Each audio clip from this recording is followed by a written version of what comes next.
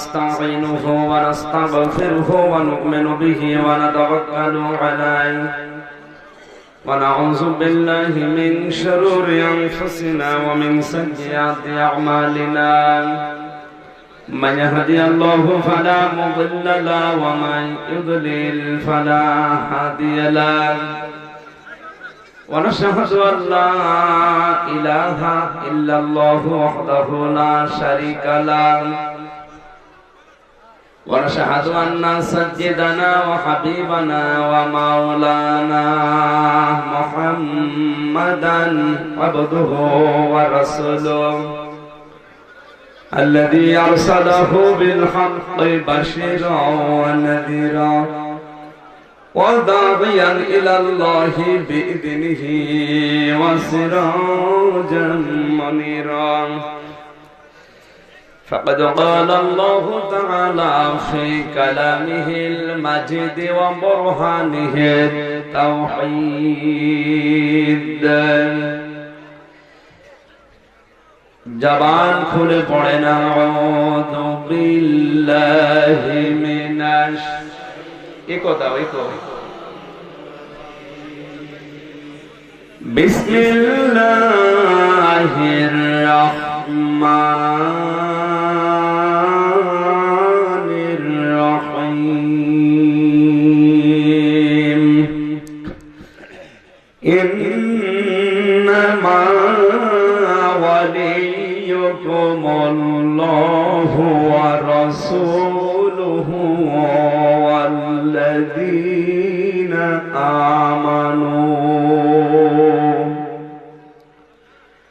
والذين آمنوا الذين يقيمون الصلاة ويؤتون الزكاة وهم راكعون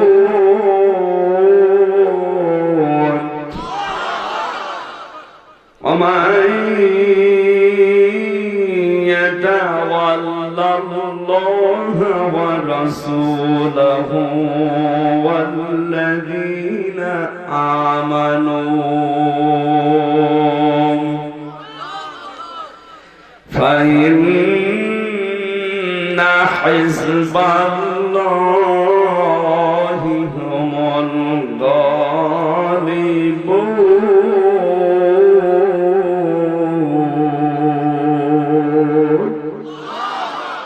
صدقت يا ربنا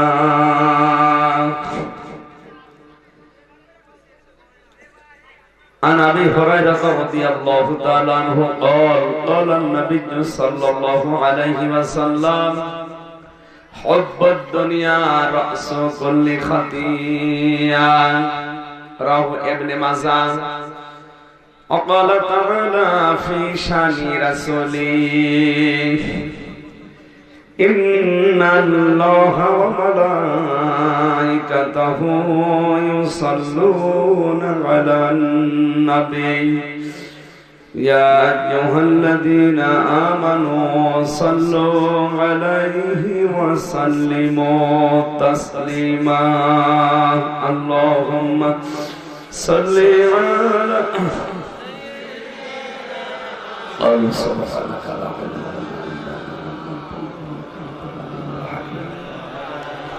اللهم اغفر لي وارحمني واهدني وعافني وارزقني يا رب العالمين আলহামদুলিল্লাহ ব্রাহ্মণবাড়িয়া জেলার কসবা থানার অন্তর্গত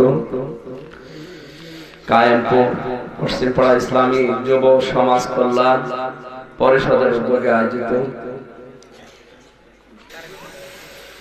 তাফসীরুল কোরআন মাহফিলের স্বনামধন্য সভাপতি জনাব আলহাজ মোহাম্মদ নুরুল ইসলাম চৌধুরী হায়াতে তাজ্জবা সিহাতে কুল্লিয়া কামনা করছি আল্লাহ যেন দান করেন আলোচনা রাখলেন জনাব মাওলানা হোসেন আহমেদ মাহফুজ চুয়াডাঙ্গা জনাব মাওলানা আনোয়ার হোসাইন জনাব মাওলানা আব্দুল মতিন এখানে মঞ্চে বসা আছেন শ্রদ্ধাভাজন ব্যক্তিত্ব বড় ভাই জনাব মাওলানা রফিকুল ইসলাম ভুইয়া নাম না জানা অন্যান্য ওলামা ইকরাম সামনে বসা মুসলমান ভাইরা, পর্দার আড়ালের সম্মানিতা মা এবং বোনেরা, অনেকগুলো মানুষের নাম দেখা যাচ্ছে, আমন্ত্রিত মেহমান বিন্দু। ওয়ারাফা'না লাকা যিকরাক, আল্লাহ এদের সম্মান মর্যাদা দুনিয়ায় দিয়েছো, এটা যেন আখিরাতেও টিকে থাকে। জোরে বলেন আমিন। দল মত নির্বিশেষে আল্লাহর নবী বলেন তিনটা জায়গায় ফাঁকা রাখবা না, তার ভেতরে এটা একটা। কোরআন শুনতে বসলে ফাঁকা রাখার জায়গা রাখা নিষেধ, কারণ ওই জায়গায় বসে শয়তান সামনের জনকে বলবে রাজনীতি হচ্ছে, চল। এই কথা বলছেন আমাদের এমনি যে 2 নাম্বার ঈমান, শয়তান এসে যদি একটু পিন দেয় তখন তো আগে উঠে চলে যাবে। 2 নাম্বারে যারা স্বামী স্ত্রী আছে, এক জায়গায় থাকলে বিছানার মাঝে ফাঁকা রাখা যাবে না। তাহলে বিয়ে যারা করেনি তাদের জন্য, বিয়ে করা মানুষ যারা আছে স্বামী স্ত্রীর ভেতরে ফাঁকা রাখা যাবে না। তাহলে শয়তান এসে আপনার স্ত্রীকে বলবে তোরে স্বামীর চাইতে তোর দেবর ভালো, আর আপনাকে বলবে এই বর চাইতে তোর শালি ভালো। কি আনন্দ লাগছে তোমার। শয়তান এসে যখন ঘর ভেঙে দেবে তখন টের পাবে। 3 নাম্বারে যখন নামাজে মানুষ দাঁড়াবে এই সময় যেন ফাঁকা না রাখে। কথা বোঝা গেছে? নামাজের কাতারে ফাঁকা রাখা যাবে না, শয়তান এসে উল্টা পাল্টা বোঝাবে। এমনি আমাদের নামাজে দাঁড়ালে বিভিন্ন চিন্তা, আর শয়তান যদি ধরে চিন্তা নামাজই শেষ। ওইজন্য এটা করা যাবে না। 3টা জিনিস দেরিও করা যাবে না। নামাজের সময় হয়ে গেলে কারো জন্য অপেক্ষা নেই। কে নামাজে প্রেসিডেন্ট আসবে কি ডাকবে দেখা দরকার। নামাজের সময় হয়ে গেছে, নামাজের জামাত খাড়া হয়ে গেল। কথা বোঝা গেছে? মেয়ে বিয়ে দেওয়ার মতো হয়ে গেলে ওটা আর বসিয়ে রাখা যাবে না। যদি সামর্থ্য থাকে, সৎ পাত্র পাওয়া যায়, তাড়াতাড়ি বিদায় করা লাগবে। 3 নম্বরে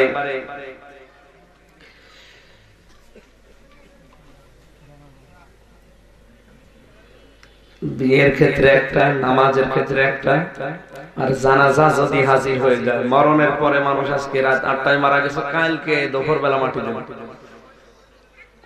এত মানুষকে মরণের পর দেখানোর দরকারই কি? ওই অমুক জায়গা থেকে অমুক আসবে না দেখে মাটি দিয়ে দেব, তো মরে গেছে দেখি করবে। সুতরাং দেরি করা যাবে না, যত তাড়াতাড়ি পারেন মাটির নিচে দিয়ে দেবে। কারণ ফেরেশতারা কতক্ষণ অপেক্ষা করবে? ও যদি 2 নাম্বার লোক হয়, ওরা তো শাস্তি দেওয়ার জন্য ফেরেশতারা আছে। ফেরেশতারা চিন্তা করছে কত দেরি হবে, শয়তান কখন আসবে আর কখন আমরা আরম্ভ করব। সুতরাং আপনি তাড়াতাড়ি দিয়ে দেবেন। কথা বলা যাচ্ছে? জান্নাতের ফেরেশতারা আফসোস করবে, আল্লাহ এ আমাদের সাথে আসবে, জান্নাতের বিছানা বিছিয়ে দেবে। এর যতক্ষণ পর্যন্ত চোখে দৃষ্টি যায়, এতক্ষণ পর্যন্ত আমরা কবরকে প্রশস্ত করে জান্নাতের সাথে একটা লাইন জুড়ে দেব। তাড়াতাড়ি করে। এই জন্য এই কবরে এটা খুব তাড়াতাড়ি করা লাগবে। মানুষ মারা গেলে আর কারোর জন্য অপেক্ষা নেই, তাড়াতাড়ি বিদায় করে মাটিতে দিয়ে দেবে। বারানের এই মাহফিলে যারা এসেছে, এটা রাজনৈতিক মঞ্চ না। রাজনৈতিক মঞ্চ না, কিন্তু রাজনৈতিক যে কথাগুলো কোরআনে আল্লাহ দিয়েছে, যে ফোর্সে দিয়েছে, ওই ফোর্সে এখানে বলা হবে। ওটা যদি আপনি রাজনীতি মনে করেন, তাহলে আপনি যেটা করছেন ওটা আর রাজনীতি নেই, ওটা দুর্নীতি। তো যদি বলে হুজুর রাজনৈতিক কথা বলবেন, তাহলে আপনি যদি জীবনে রাজনীতি করেন, রাজনৈতিক কথা যদি কোরআনের মাহফিলে বলা নিষেধ থাকে, তাহলে যেটা কোরআনের মাহফিলে বলা নিষেধ, মুসলমান ওইটা করতে পারে? তাহলে আপনাকে আমি রাজনীতি করতে দেব না। আল্লাহর পাঠানো কিতাবের রাজনৈতিক কথা যদি বলা না যায়, তাহলে আপনি রাজনীতি করবেন কি দিয়ে? ওটা তো দুর্নীতি হবে। সুতরাং আপনি রাজনীতি যদি না করেন, নিরপেক্ষ থাকেন, তাহলে আপনি ওই কথা বলতে পারেন। আপনি যে কোনো একটা দলে সাপোর্ট করেন আর আমারে বলতে নিষেধ করেন, তাহলে আমি তো আসল রাজনীতির কথা বলছি। আর আপনি যেটা করছেন ওটা তো দুর্নীতি। এজন্য ওইটা তো বলবো না, যেটা কোরআনে আছে ইনশাআল্লাহ ওই কথাগুলো বলা হবে। আপনি বললেও আমি বলবো, নিষেধ করলেও বলবো, কারণ এটা আমার ঈমানের দায়িত্ব। আমি যদি ওইটা শিখে যাই, আর এই কারণে যদি কোনো মানুষ রাজনৈতিক জীবনে বিভ্রান্তিতে পড়ে জাহান্নামে যায়, আমারে আল্লাহ ছাড়বে না। বলবে তুই সামর্থ্য ছিল, তো তোকে নিয়ে গিয়েছিলাম অমুক জায়গায়, যোগ্যতা ছিল, বলিস না কেন? বল, তুই যদি সঠিকভাবে বলতি, হয়তো 10টা মানুষের ভেতরে 2টা মানুষও শুনতো। সুতরাং যাদের বিবেক আছে, বিবেকটা দিয়ে আজকে কোরআনের এই আলোচনায় যারা আসলাম, সবাই মিলে বলেন তো আলহামদুলিল্লাহ। দরুদ পড়ছি, সালাম পাঠাচ্ছি আমাদের নবীজির উপরে। নবীজি কাদের? আমাদের নবী। হিন্দুরা এই কথা বলতে পারে না, পারে? খ্রিস্টানরা, ইহুদিরা কেউ পারে না, আমরা পারি। নবী কাদের? আমাদের। তাম পৃথিবীতে একজন মানুষই আছে যিনি বলতে পেরেছিলেন যদি কোনো দোষ ত্রুটি দেখতে পাও আমাদের ভেতরে মানুষের কাছে বলে দিও। এরকম নেতা পৃথিবীতে আজও জন্ম নেয়নি, কিয়ামত পর্যন্ত নেবেও না। এখন বাংলাদেশে যারা আছে কেউ বলতে পারবে সে যত বড় নেতা হোক যে আমি যা করেছি সব জনগণের কাছে বলে দাও? আরো নিষেধ করে, বলা তো দূরের কথা, আরো নিষেধ করে যে গোপনে থাক। আর নবীজি বলেছিলেন আমার স্ত্রীরা, সাহাবা ইকরাম তো রাতের বেলা আমার খবর জানে না, রাতের বেলা যা যা আমার দ্বারা প্রকাশিত হয় এগুলো সাহাবীদের কাছে বলে দিও, কারণ এইটাই আমার আদর্শ। আমি স্ত্রীর সাথে যে আচরণটা করি এটা তাম পৃথিবীর মানুষকে করা লাগবে, কারণ এটা সুন্নাহ। এটা কি সুন্নাহ? আর দিনের বেলা আমার সাথে যারা ওঠা বসা করো তোমরা তো দিনের বিষয় জানো, যখন দিনের বেলা এগুলো জানবে এগুলো মানুষের কাছে প্রচার করে দিও। এই সৎ সাহস আজও কারো বুকে জন্ম নেয়নি, এটা নেবেও না। শুধুমাত্র একজন মানুষের নিয়েছিল, তিনি আমাদের নবী। কাদের নবী? কিয়ামতে যেন এই নবীর সুপারিশ আমরা পাই। জোরে বলেন আমিন। কোরআনের মাহফিলে এসেছি। আজকের আলোচনার বিষয় কে আমার বন্ধু। বারবার বন্ধুর গজল শুনছিলাম, গজলও বলেছে বন্ধুর। এর আগে যিনি আলোচনা করছিলেন বারবার টাচ দিচ্ছিলেন ইহুদি খ্রিস্টান আমাদের বন্ধু না। বন্ধু শব্দটা আমি অনেকবার সে গাড়ি থেকে নামার পর থেকে মনে হয় 10 বার শুনলাম। আপনি কি কথা বুঝতেছেন? বন্ধুটা আমি যদি 10 বার শুনি, আমি তো আসলাম 9টায়। এর আগে যারা উঠেছে ওরা কতবার যে বন্ধু বন্ধু করেছে। আসলে এটা গুরুত্বপূর্ণ একটা বিষয়, বন্ধু যে দুনিয়ার বিষয় না। বন্ধুটা নির্বাচন করা এটা আল্লাহ শিখিয়েছেন, রাসূল শিখিয়েছেন, এবং বাস্তবতায় আমরা দেখি সবচাইতে বড় প্রভাব মানুষের জীবনে পড়ে বন্ধু। এদেশ এখন যারা চালাচ্ছে, এখন যে অবস্থায় আছে, এর আগে যেভাবে চলেছে, যাই হয়েছে আমার মনে হয় সবকিছু বন্ধুদের প্রভাব। জরাম বাম উপরে বসে বসে বন্ধুত্ব করে খালি পেন দিয়েছে, ওই পেন মতো কাজ হয়েছে। আপনি একটা আলেমকে যদি দোষ করে মেরে ফেলে এতটুকু, কিন্তু বন্ধুর প্রভাব কি আমি আজকে স্পষ্ট এই আয়াত দিয়ে সূরা মায়েদার 55 নম্বর আয়াত। গুরুত্বপূর্ণ একটা বিষয়, মাথা ঠান্ডা করে এদিকে মন দিয়ে শোনা লাগবে। কালকে থেকে যেন এটা ইবাদত হিসাবে গণ্য হয়ে যায়। জবান ছেড়ে দিয়ে আগে কোরআনের আয়াতটা পড়ে নেন। আউযু বিল্লাহি মিনাশ শাইতানির রাজীম। বিসমিল্লাহির রহমানির রহিম। ইন্নামা ওয়ালিয়ুকুমুল্লাহু ওয়া রাসূলুহু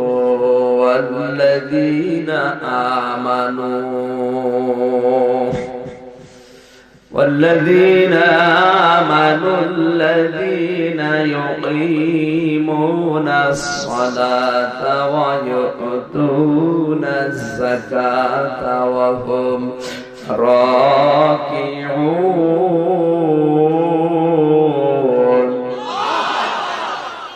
সূরা মায়েদা। মায়েদা মানে কি? দস্তরখানা। মায়েদা মানে দস্তরখানা। তামাম পৃথিবীটা আল্লাহ দস্তরখানা বানিয়ে দিয়েছে। সুবহানাল্লাহ। খাবার দিয়ে আল্লাহ ভরে দিয়েছেন তামাম দুনিয়ায়। সাগরে যাবেন মাছ পাবেন, ডাঙ্গায় থাকবেন সরিষা পাবেন। সুবহানাল্লাহ। এখন মায়েদা শব্দের ব্যাখ্যা করা তো আমার উদ্দেশ্য না, আমার উদ্দেশ্য বন্ধু। কি বন্ধু? বন্ধুর প্রভাব পৃথিবীতে সবচাইতে বেশি মানুষের উপরে পড়ে। ঠিক। তার বাস্তব প্রমাণ ফেরাউনের পুরা জীবনী পড়ে দেখেছি। ও লোকটা এত খারাপ ছিল না, ও খারাপ হয়েছিল ওর বন্ধু হামান টাক। এই টাকের কথা আজ পৃথিবীতে যাদের বন্ধু হামানের মতো টাক, ওদেরও ফেরাউনের মতো পরিণতি হবে। আপনি কি মন খারাপ করছেন? আপনার বন্ধু তো আর হামান টাক না। আপনার কে কে বন্ধু হবে আমার আল্লাহ আজকের আয়াতে জানাবে। আমরা কোরআন থেকে ওইরকম বন্ধু নির্বাচন করবো ইনশাআল্লাহ। আল্লাহর নবী বলেন, পৃথিবীতে আমি যদি আল্লাহ বাদে আর কাউকে বন্ধু হিসাবে গ্রহণ করতাম তাহলে আবু বকরকে বন্ধু হিসাবে গ্রহণ করতাম। যেহেতু আল্লাহ আমার সবচেয়ে বড় বন্ধু, এজন্য দুনিয়াতে আমার আর বন্ধুর প্রয়োজন নেই। এরপরও আমার শ্রেষ্ঠ বন্ধু আল্লাহর পরে আবু বকর। জোরে বলেন। এজন্য নবীজির অধিকাংশ গুনাহগান হযরতে আবু বকরের ভেতরে ছিল। বন্ধুর প্রভাবটা জীবনে বেশি পড়ে। এই ফেরাউন ছোটবেলা থেকে ডান পিটে ছিল, অত্যাচার জুলুম নির্যাতন করত মানুষের উপরে। ডান পিটে মানুষ এমনি মানুষকে আন্দাজে এক ঘুষি মেরে দেয়। এমন কোন দিন নেই ফেরাউনের মা বাবার কাছে 2-4টা মামলা আসতো, অভিযোগ।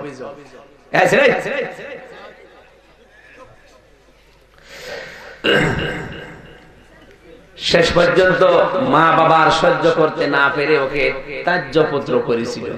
এই যে ত্যায্যপুত্র করার সিস্টেম ফেরাউন থেকে শুরু হয়েছে। সর্বপ্রথম এই পৃথিবীতে সন্তানকে ত্যায্য করে দিয়েছে ফেরাউনের মা বাবা। কত ভালো সন্তান হলে তারও ত্যায্য করে মা বাবা। আপনি কি কথা বোঝেন না? এই বাংলাদেশে আলেমদের বিপক্ষে অবস্থান যে লোকটা সবচেয়ে বেশি নিয়েছিল, আমি নাম নাই নিলাম, এই লোকটাকেও তার বাবা মা ত্যায্য করে দিয়েছে। আপনি হয়তো খোঁজ খবর নিয়ে দেখবেন। সংবাদ সম্মেলন করে ওর মা আর বাবা বলেছিল, কোলাঙ্গারের সাথে আজ 22 বছর আমরা মা বাবা কথা বলি না। চিন্তা করেন তো, 22 বছর যার মা বাবার সাথে কথা চলে না, ও কি মানুষ না জানোয়ার? আরো আলেমদের বিরুদ্ধে স্লোগান দেয়, মতে মোহাম্মদ, ফাঁসি চাই, দিতে হবে। এটা আব্দুল্লাহ বিন খাতার নামে এক যুবক, এও অবৈধ সন্তান ছিল মা বাবা। নবীজির হত্যার পারমিশন যেদিন আবু জাহেল দিয়েছে, ওই দিন মক্কার উপকণ্ঠে একটা মঞ্চ তৈরি করে নর্তকীদেরকে নিয়ে নাচিয়েছিল। ঢোল ঢুকে তবলা বাজায়, মেয়েরা অর্ধলঙ্গ হয়ে নাচে, আর ওখানে উল্টা পাল্টা জিনিস খায় আর স্লোগান দেয়, মতে মোহাম্মদ। আর মেয়েরা বলে, ফাঁসি চাই, দিতে হবে। এটা যারা তৈরি করেছিল এই বিশ্বে, বাংলাদেশেও তৈরি যারা করেছিল এটা নিয়ে, আমার মনে হয় এই লোকটার মা বাবা যা মুখের উপরে বলেছে, যার 22 বছর এদের সাথে কথা বলি না, এদের চরিত্র ওই রকমই, ওর জন্মের ঠিক নেই। মা বাবা যখন তাড়িয়ে দিয়েছে, চিন্তা করছে কোথায় যায়, নিজের দেশ ছেড়ে বর্ডার পার হয়ে চলে যাচ্ছিল। বর্ডার পার হয়ে যাবার সময়, বর্ডার পার হয়ে যারা যায় সাহসে যায় না ভয়ে ভয়ে? সাহসে যায়। এমনি পাসপোর্ট নেই, ভিসা নেই, চুরি করে যাচ্ছে ভয় ভয়। চাদর মাথার উপরে দিয়ে ঘোমটা দিয়ে বের হয়ে চলে যাচ্ছে। ওর বন্ধু ছিল হামান, জিজ্ঞাসা করছে কে? বলে আমি। কোথায় যাও? মা বাবা আমাকে ত্যায্য করে দিয়েছে, এখন আমি আর দেশে থাকতে পারি না, চলে যাচ্ছি বাইরে। হামান ডাক দিয়ে বলে, আমার অবস্থা ওই একই, আমারও মা বাবা আমাকে দেখতে পারে না, তুমি যখন যাও আমার সঙ্গে নাও। 2 জনকে নিয়ে 2 জন মিলে চলে যাচ্ছে বর্ডার পার হয়ে। রাতের বেলা বর্ডার পার হয়ে পৌঁছেছে মিশরে। কোথায়? মিশরে পৌঁছানোর পরে সারা রাত হাঁটতে হাঁটতে দেশের অনেক দূরে গিয়ে এসেছে বর্ডার থেকে। সকাল যখন হয়েছে, চিন্তা করছে পেটে তো খাবার নেই, সারা রাত জাগায়, পরে ক্ষুধা। একটা লোক তরমুজের খেতে কাজ করছিল, ওর জীবনী থেকে বলছি, যাবার পরে ডাক দিয়ে বলে, চাচা আমাদেরকে কিছু খেতে দেন। মুরব্বি বলে, খেতে দিতে পারি, আমার প্রতিটি তরমুজ গাছের গোড়ায় 1 বালতি করে পানি দেওয়া লাগবে। ফেরাউন হামান 2 জনদের নাম কিন্তু এটা না, ফেরাউনের নাম ছিল, অনেকগুলো নাম আছে। ফেরাউনের নাম আসল, কিন্তু এটা ওর নাম ছিল আসওয়াদ। ডাক দিয়ে বলছে, চাচা পেটে তো খাবার নেই, এক কাজ করেন দুইটা তরমুজ দেন, আমরা দুইজন খেয়ে নেই, শক্তি হোক, এরপরে পানি ঢেলে দেব। ঠিক আছে, দুইজন দুইটা তরমুজ খেয়ে এরপরে পানি লাগাও। দুইজনই যুবক মানুষ, শরীরে শক্তি আছে। মালিক চিন্তা করছে এদের যে কাজ তো ভালোই হচ্ছে, তাই তোরা কাজে লাগবি, অসুবিধা নেই, শুধু বাড়িতে থাকা খাওয়ার ব্যবস্থা করে দিন, কাজ করে দেব।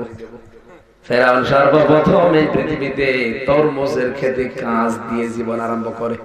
এর আগে ভব কোম্পানির ম্যানেজার ছিল, কোনো কাজকর্ম ছিল না, বাপের হোটেলে খেত আর ঘুরে বেড়াতো। কিছুদিন চলছে, এ মুরব্বির বাড়িতে থাকে।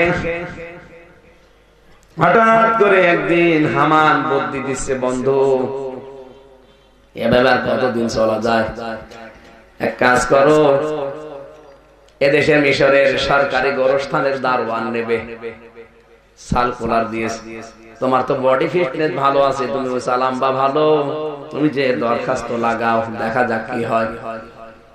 দরখাস্ত দেওয়ার পরে লাইনে দাঁড়িয়েছে,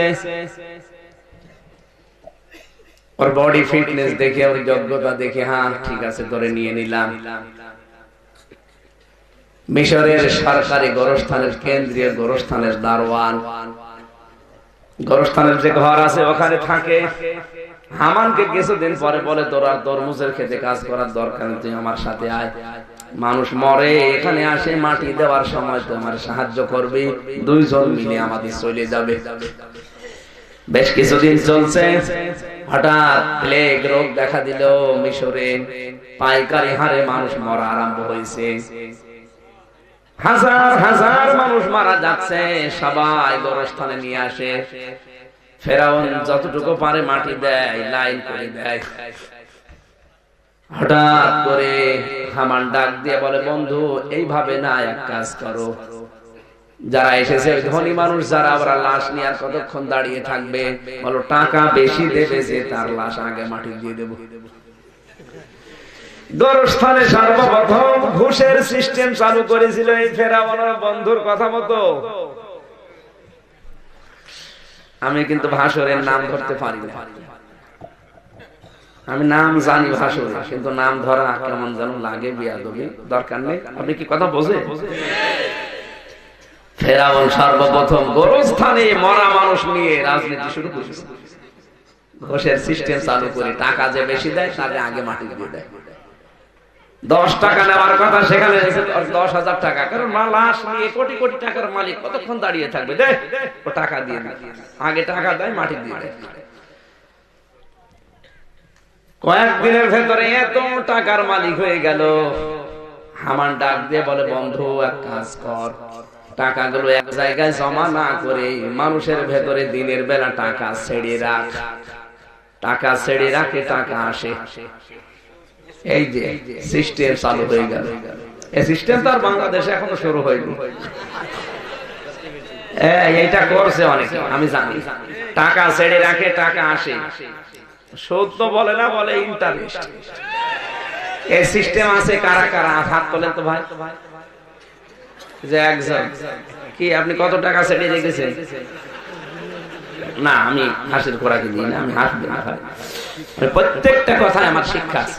আমি যদি গল্প বলি মনে করবো ওর ভেতরে কোনো শিক্ষা আছে, না তো আমি আন্দাজে বলবো। খাওয়া যায়, সব জিনিস খাওয়া যায়, বল যারা সুদ খায়, ঘুষ খায়। বন্ধু কি জিনিস? দুইজন বন্ধুত্ব করেছে, একজন চালাক আর একজন পাগল।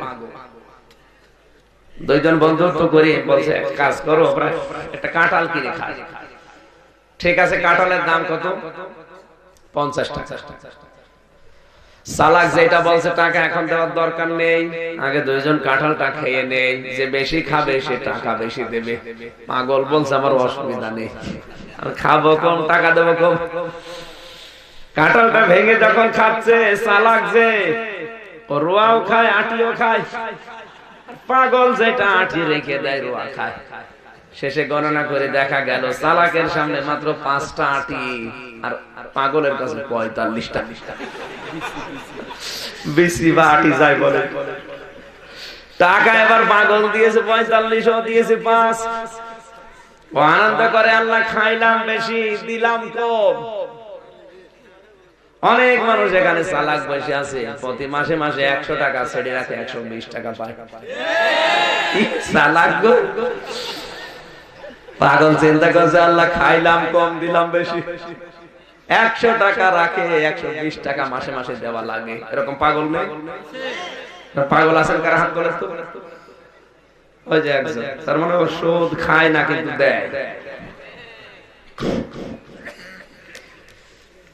একজন তো মনে দুঃখ, আমি কি করলাম, ওর সাথে বন্ধুত্ব করে আমি এত লস।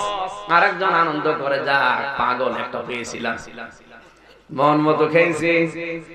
কিন্তু বিজ্ঞান এখন বলছে, চিকিৎসা বিজ্ঞান, যে কমপক্ষে 5টা জিনিস পেটে গেলে হজম হয় না, তার ভেতরে কাঁঠালের আটি। আপনি যত কিছু খান, ও হজম করার কোনো বুদ্ধি নেই। তো বাড়ির দিকে যাচ্ছে, পেটের ভেতরে তো হজম হয়, গড়গড় করে, আর উপরে মেঘ, ওইটাও গড়গড় করে। এই দুই গড়গড়। চিন্তা করছে কি করি, তাড়াতাড়ি পায়খানায় যাবে না, ওর ঘরের পেছনে এক মাছা ছিল, মাছা নিচে ওই কাজ করিস। পেটে তার কিচ্ছু নেই, খালি, এসে ঘুমিয়ে আছে। সারা রাত বৃষ্টি হয়েছে। সকালবেলার বউ রান্না করতে গিয়ে দেখে ডালায় কোনো তরকারি নেই। জ্বালানা দিয়ে মাছার উপরে তাকিয়ে দেখে লাউ কদু কিছু আছে নাকি, তাও নেই। যেই নিচের দিকে তাকিয়েছে, দেখে এক ঢিপ কাঁঠালের আটি। ডাক দিয়ে বলছে, আল্লাহ তুমি মনে হয় বরকত দিয়েছো। তাড়াতাড়ি এগুলো তুলে নিয়ে এসেছে, গরম পানি দিয়ে সিদ্ধ করে ভর্তা করে ওর সামনে দিয়েছে। ও বিসমিল্লাহ ছাড়াই 2 থালা খেয়েছে। খাবারের পরে তো সারা রাত পেটে খাবার নেই। খাবারের পরে মনে আসছে, আমি এই যে কাঁঠালের আটি, তুই তো কাঁঠাল কিনি নাই। ডাক দিয়ে বলছে, ও গো তুমি কাঁঠাল পেলে কোথায়? এবছরে তোমার কাঁঠাল কিনা হয়নি। তুমি কাঁঠাল কেন নাই, তাতে কি হয়েছে? শুকরিয়া আদায় করো। শুকরিয়া তো আদায় করবো, তুমি পেলে কোথায়? আমি মাছার কাছে গিয়ে সকালে দেখি তরকারি নেই, ডালায়ও নেই। যেই মাছার নিচে তাকিয়েছি, স্বামী বলছে ওয়াও। বলছে ওয়াও করো কেন? স্বামী কপালে হাত দিয়ে কান্দে আর বলে, আল্লাহ তুমি এক জিনিস কয়বার খাওয়াবা? কিছুক্ষণ আগে খেলাম। খাওয়া যায়, সবকিছু খাওয়া যায়, বলেন খাওয়া যায়? আর যারা সুদের টাকা এভাবে খাচ্ছেন, আমার মনে হয় ওই এক জিনিস 2 বার করে খাচ্ছে। কথা বলে না কেন? ওটা তো ভালো, ওর চাইতে নিকৃষ্ট। যারা সুদের টাকা খাচ্ছেন, নিজের মায়ের সাথে কমপক্ষে আপনি 33 বার জিনা করেছেন। আস্তাগফিরুল্লাহ, নাউযুবিল্লাহ। কত ফেলার দরকার না? এই কথা বলেন না ভাই, যে মায়ের পেট থেকে আসলেন, ওই মায়ের সাথে 33 বার জিনা করার গুনাহ হয় 1 টাকা পরিমাণ যদি কেউ সুদ খায়। আজ যাদের দুনিয়ায় কোটি কোটি কোটি কোটি টাকা, এগুলো সব তো জিবরাইল দিয়ে যাচ্ছে না, সুদের সাথে সব জড়িত, অধিকাংশ। এভাবে আপনি টাকা ইনকাম করে এভাবে খাচ্ছেন, একটু জিজ্ঞাসা করবেন তো যে কাঁঠালের আটি পেলে কোথায়? বলবে শুকরিয়া দেখো। কথা বলছে না? তখন মুখে হাত দিয়ে কপালে থাপড় দিয়ে বলা লাগবে যে আল্লাহ এক জিনিস আর কয়বার খাবো?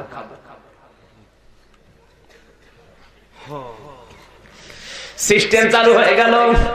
কিছুদিনের ভেতরে বহু টাকার মালিক হয়েছে। হামান বুদ্ধি দিচ্ছে, বন্ধু এই যে দেশের যিনি আছে দায়িত্বে, তুমি তো সরকারি চাকরি করো, দায়িত্বে যিনি আছে তার সাথে একটু দেখা করার ব্যবস্থা করো, তোমাকে আর একটু উপরে নেয় কিনা। ওর বডি ভালো ছিল, চেহারা সুন্দর ছিল, ওর জীবনের ভেতরে চেহারার বর্ণনা আছে, খুব সুন্দর চেহারা ছিল ফেরাউনের।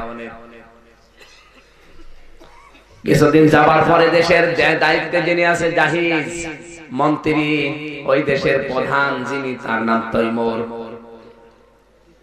ফল ফলাদি কিছু ফুল নিয়ে দেখা করতে গেছে। ওর চেহারা দেখলেই মানুষ কেমন যেন হয়ে যেত। আল্লাহর ইশারায় কিছুদিনের ভেতরে দেশের প্রধানমন্ত্রী যিনি আছেন তৈমুর, মারা গেল হার্ট অ্যাটাক করে। হার্ট অ্যাটাক করে মারা যাওয়ার পরে হামান বুদ্ধি দিচ্ছে, বন্ধু এই যে লোকটা জাহিজ নামে এত চতুর না, এত চালাক না, এক কাজ করো, যে কোনো কায়দায় দুনিয়া থেকে বিদায় করে দাও। হামানের বুদ্ধিমতো এই লোকটাকে একদিন সুযোগ বুঝে দুনিয়া থেকে বিদায় করে দিল। লাশটা নিজেই জনসম্মুখে নিয়ে কান্নাকাটি আরম্ভ করেছে। আহারে কে মেরেছে দেশে, আশ্চর্য হয়ে গেল সবাই।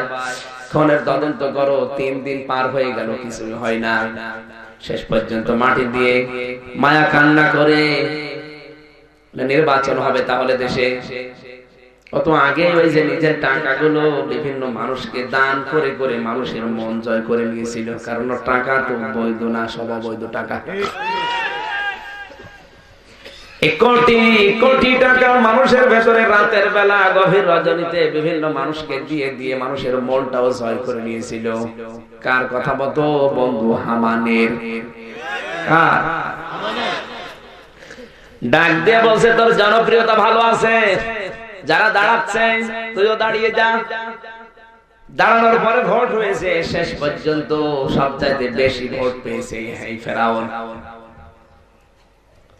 ভোট পাওয়ার পরে প্রধানমন্ত্রীর দায়িত্ব নিয়েছে।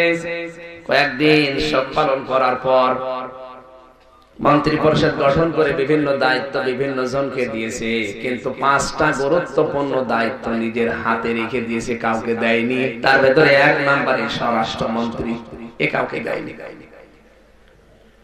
ওর বন্ধু হামান তো যে গোরস্থান, দারোয়ানের গোরস্থান ওর ঘরে আছে। কিছুদিন পরে ওরে ডাক দিয়ে বলছে, তোর আর এইভাবে করা লাগবে না, তুই ফিরে আয়, তোরে আমি একটা বড় দায়িত্ব দিয়ে দেব। একেবারে বানিয়ে দিয়েছে দেশের স্বরাষ্ট্রমন্ত্রী। চলছে বেশ কিছুদিন, চলার পরে হামান বুদ্ধি দিচ্ছে, বন্ধু এভাবে হবে না, তোরে আরো উপরে ওঠা লাগবে। ফেরাউন বলে, আর কত? বাড়ি থেকে দায়িত্বপত্র হবার পরে তরমুজের খেতে কাজ নিলাম, ওখান থেকে সরকারি গোরস্থানের দারোয়ান, এরপর থেকে ভোট, এরপর থেকে প্রধানমন্ত্রী, দেশের তো সর্বোচ্চ পর্যায়ে আছে, আবার উপরে কি? হামান বলছে, না, তোর এবার একটা দায়িত্ব দেওয়া হবে, তুই ঘোষণা দিবি, আনা রব্বুকুমুল আ'লা, আমি বড়। আমি খুব ভালো করে ফেরাউনের পুরা জীবনী পড়েছি, ওই এত খারাপ ছিল না। চিন্তা করেছিল তরমুজের ক্ষেতের কর্মচারী থেকে এসেছি প্রধানমন্ত্রীর জায়গায়, আবার কোথায় উঠবো? কিন্তু এই জায়গায় নিয়ে যাওয়ার জন্য সবচেয়ে বেশি ধোঁকা দিয়েছিল ওর বন্ধু হামান।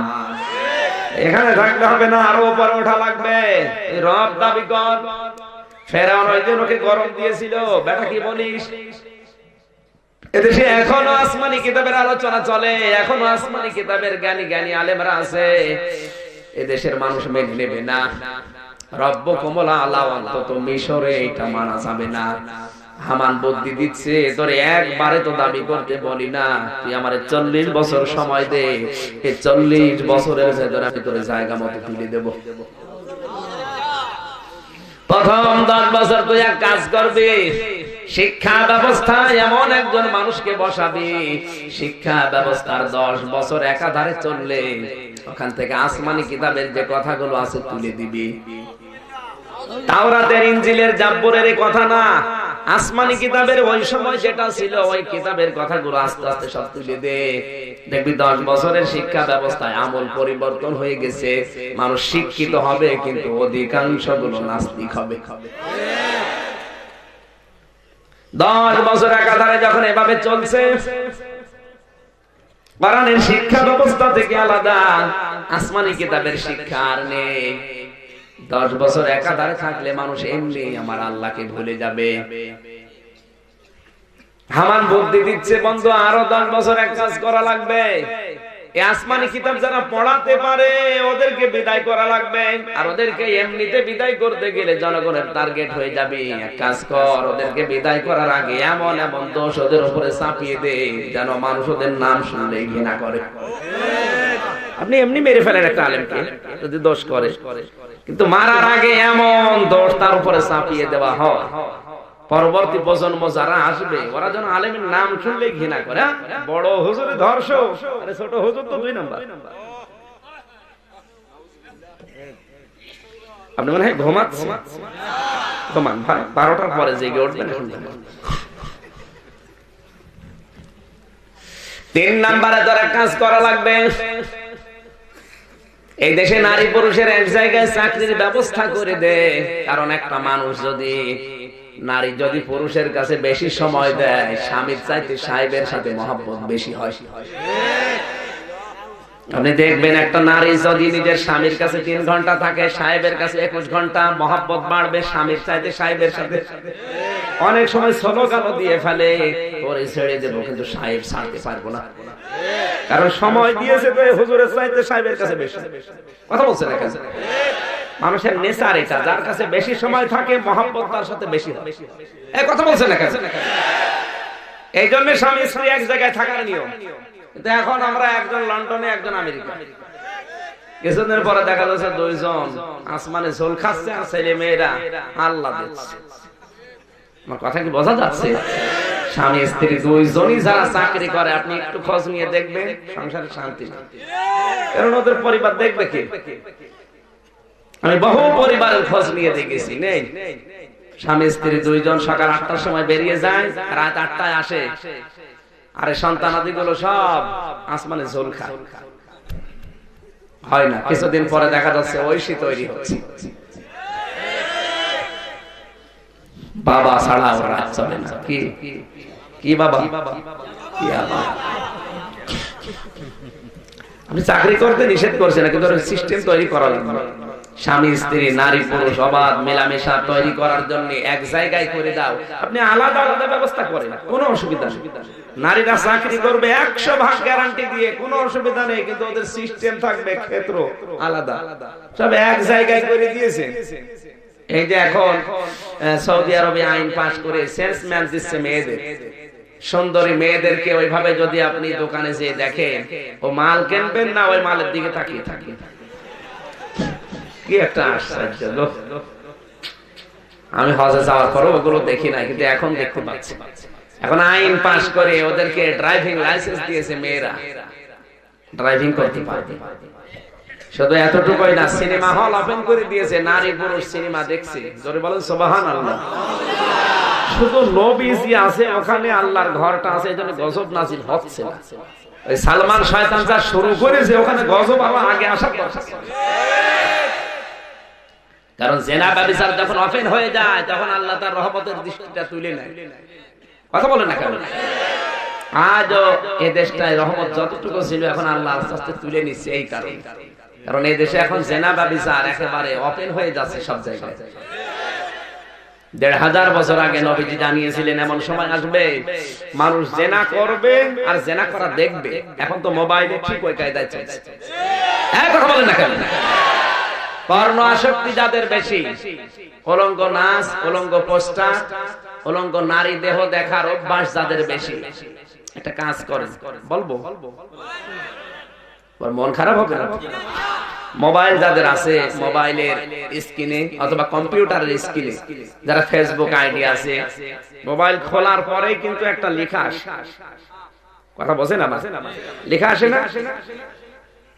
যাদের ওগুলো দেখার অভ্যাস বেশি, আসক্তি বেশি হয়, শয়তান তো বসে নিয়ে চেষ্টা চালাবে, কারণ ওগুলো দেখলে সঙ্গে সঙ্গে আপনার ঈমান চলে যাবে। জেনা করলে যেমন ঈমান চলে যায়, জেনা দেখলে। এই কথা বলছে না কেন? কোন মানুষ যখন মদ খায়, তখন কিন্তু তার ভেতরে ঈমান থাকে না, ঈমানটা বাইরে থাকে। ও যখন মদ খাওয়ার পরে ফিরে আসে, সুস্থ হয়, তখন তার ভেতরে ঈমান আসে। যখন মানুষ জেনা করার জন্য উদ্বুদ্ধ হয়, ওই সময় তার কাছে আর ঈমান থাকে না, ঈমান দূরে থাকে। যখন জেনা করা হয়ে যায়, তখন ঈমানটা ওর ভেতরে আসে, তখন ওর বিবেক নাড়া দেয়, না এই কাজটা করা ঠিক হয়। এই কথা বলে না কেন? আমি কি বেশি বলছি না ঠিক বলছি? ঠিক।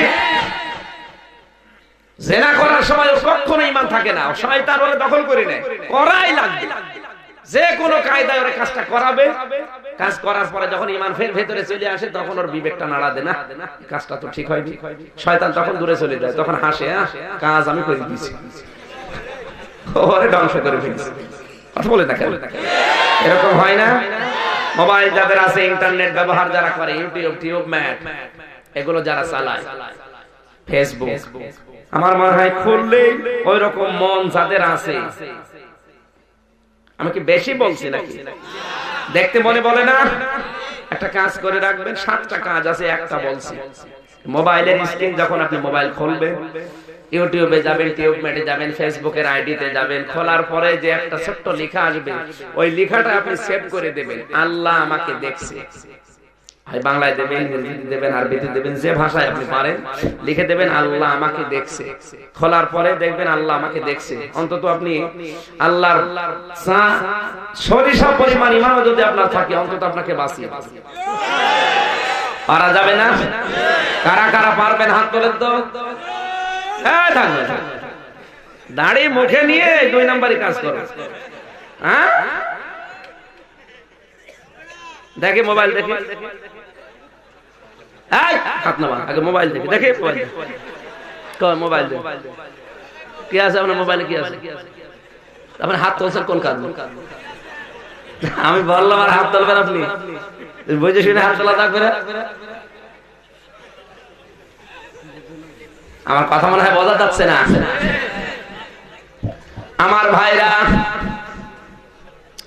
3 নম্বরে এক কাজ করো, নারী পুরুষের অবাধ সিস্টেম চালু করে দাও। দেখবা 10 বছরের ভেতরে পর্দা বলতে যখন কিছু আর থাকবে না, সবাই একাকার হয়ে যাবে। আর নারী পুরুষের একাকার হয়ে যাওয়া মানে জেনা ব্যভিচার ওপেন চালু হওয়া। ওপেন যখন জেনা ব্যভিচার চালু হবে, স্বামী মনে করবে সন্তান আমারই, কিন্তু সন্তানটা সাহেবের।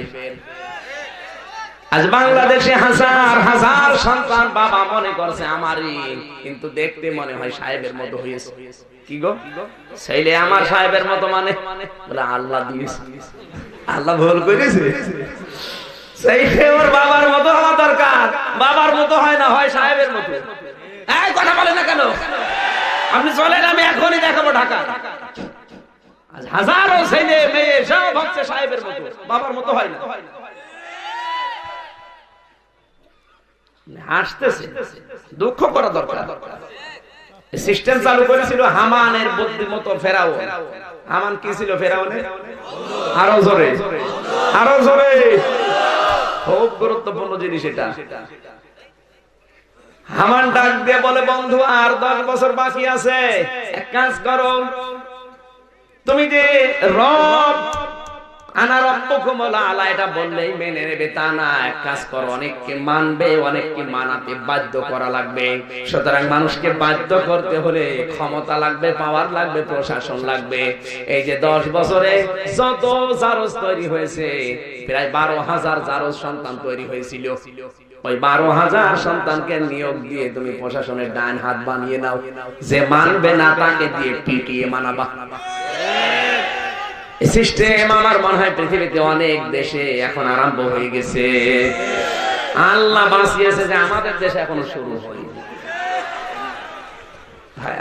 অত কথা বলার দরকার নেই, চুপ করে। শেষ পর্যন্ত হামানের বুদ্ধিমতো 40 বছরের টার্গেট নিয়ে ঘোষণা দিল আনা রব্বুকুম আলা। যে মেনেছে তাকে ছেড়ে দিয়েছে, যে মানে না নিজের স্ত্রী তাকেও ছাড়ে না। কথা বলুন। নিজের স্ত্রীকে এত অত্যাচার পৃথিবীতে ফেরাউন করেছে। আমি কত মহিলার জীবন পড়েছি, কিন্তু আসিয়ার জীবন পড়তে গেলে আমার কান্না আসে। কারণ এত অত্যাচার দুনিয়ায় কোন স্বামী তার স্ত্রীকে করতে পারে আমি দেখিনি। মা বোন যারা এসেছেন, এবার আপনাদেরকে একটা শিক্ষা দেয় এখান থেকে। আজ পৃথিবীতে কত মহিলা আপনার আদর্শ, কত মহিলাকে আপনি অনুসরণ করে চলেন। ক্যাটরিনা কাইফ, এরপরে ভারতের সিরিয়ালের মহিলারা যারা আদর্শ হয়, কিরণমালা কটকটি। আপনার আদর্শ হবে 4 জন। কয়জন? 1 নাম্বার আমার আল্লাহ যাদেরকে আদর্শ বানিয়েছেন, হযরতে মারিয়াম। আরো জোরে বলুন। মারিয়াম বানাল্লাতি ইমরা ওয়া মারিয়াম ইমরানাল্লাতি। সূরা মায়েদ। আল্লাহ তাআলা বলেন, মারিয়াম বানাতা ইমরানাল্লাতি আহসানাত ফারজাহা ফানাফাখনা ফীহি মির রূহিনা ওয়া সাদাকাত বিকালিমাতি রাব্বিহা ওয়া কুতুবিহি ওয়া কানাত মিনাল কানিতিন। সূরা তাহরিমের 12 নম্বর আয়াতে আল্লাহ মরিয়মের সম্পর্কে আয়াত দিলেন, প্রশংসা করলেন। ইমরানের মেয়ে মারিয়াম, তাকে আমি কামালিয়াত দিয়েছিলাম, তাকে আদর্শ করে দিলাম তামাম দুনিয়ার নেককার মহিলাদের জন্য। কেন জানো? এই মহিলাটা নিজের সতীত্ব হেফাজত করেছিল, এমন ভাবে নিজের ইজ্জতকে আবরুকে হেফাজত করে রেখেছিল। আমার আল্লাহ খুশি হয়ে বাবা ছাড়াই দুনিয়ায় একজন মানুষকে সন্তান দিয়েছেন, তার নাম মারিয়াম। আর আমাদের হাজার হাজার মেয়েরা বিয়ের আগে সন্তানের মা হয়ে যাচ্ছে। বিয়ের আগে যৌবন বিক্রি করা সারা, কথা বলেন না কেন? অধিকাংশ কলেজ বিশ্ববিদ্যালয়ের মেয়েদের এখন আর ভালো মানুষ বিয়ে করতে চাচ্ছে না, কারণ যারা জানে যে এদের যৌবন বিক্রি হয়ে গেছে, বিয়ে করে করবে কি? সম্মানিত মা বোনেরা, আপনার আদর্শ তো হওয়া দরকার ছিল হযরত মারিয়াম। তিনি তার লজ্জা স্থানকে, যৌবনকে, যৌনাঙ্গকে হেফাজত করেছিলেন এমন ভাবে আল্লাহ নিজে প্রশংসা না করে পারেননি। আপনার চরিত্রটা আপনি সংশোধন করে রাখেন, আপনার যৌবনকে হেফাজত করেন। বয়ফ্রেন্ড, গার্লফ্রেন্ড, এরকম ফ্রেন্ড বাদ দেওয়া লাগবে, এটা হারাম। কোথায় পেয়েছেন? বিয়ের আগে বয়ফ্রেন্ড। মেয়েদের জন্য বয়ফ্রেন্ড বিয়ের আগে জায়েজ নেই, ছেলেদের জন্য বিয়ের আগে গার্লফ্রেন্ড জায়েজ নেই। কথা বলেন না কেন? এটা ইহুদি খ্রিস্টানদের কাছ থেকে মানুষেরা নিয়েছে। মান তাশাব্বাহা বিকওমিন ফাহুয়া মিনহুম, যার সাথে আপনার জীবনের সাদৃশ্য মিলবে কিয়ামতের দিন আপনি তার সাথে থাকবেন। বাইরের দেশের লেখাপড়া কালচার গুলো এই দেশে এখন মেলানো হচ্ছে। ওই দেশে আমেরিকায় লেখাপড়া করতে গেলে বয়ফ্রেন্ড গার্লফ্রেন্ড ছাড়া হয় না। বাবার সামনে একটা মেয়ে ঘুরছে অবৈধ সন্তান পেটে নিয়ে, কিচ্ছু বলার নেই।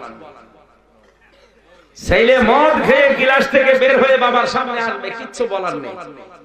ওই সিস্টেম এখন অনেক মানুষ চালু করার ধান্দায় আছে। উনি আধুনিক হতে চায়, এটাকে আধুনিক বলেন?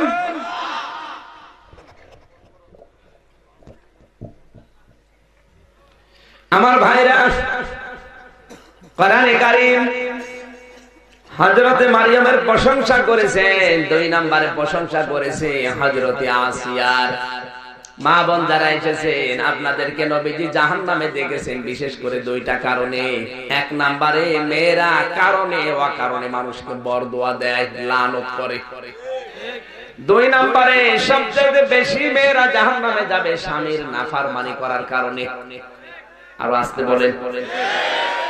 1 নম্বরে লানত করার অভ্যাস মেয়েদের বেশি। সম্মানিত মা বোন যারা এসেছেন, এই অভ্যাস যাদের আছে এই মুহূর্তে তওবা করেন, নয়তো আপনি যতই নামাজ পড়েন, রোজা রাখেন, পর্দা করেন, আপনাকে আল্লাহ জাহান্নামে দিয়ে ছাড়বে।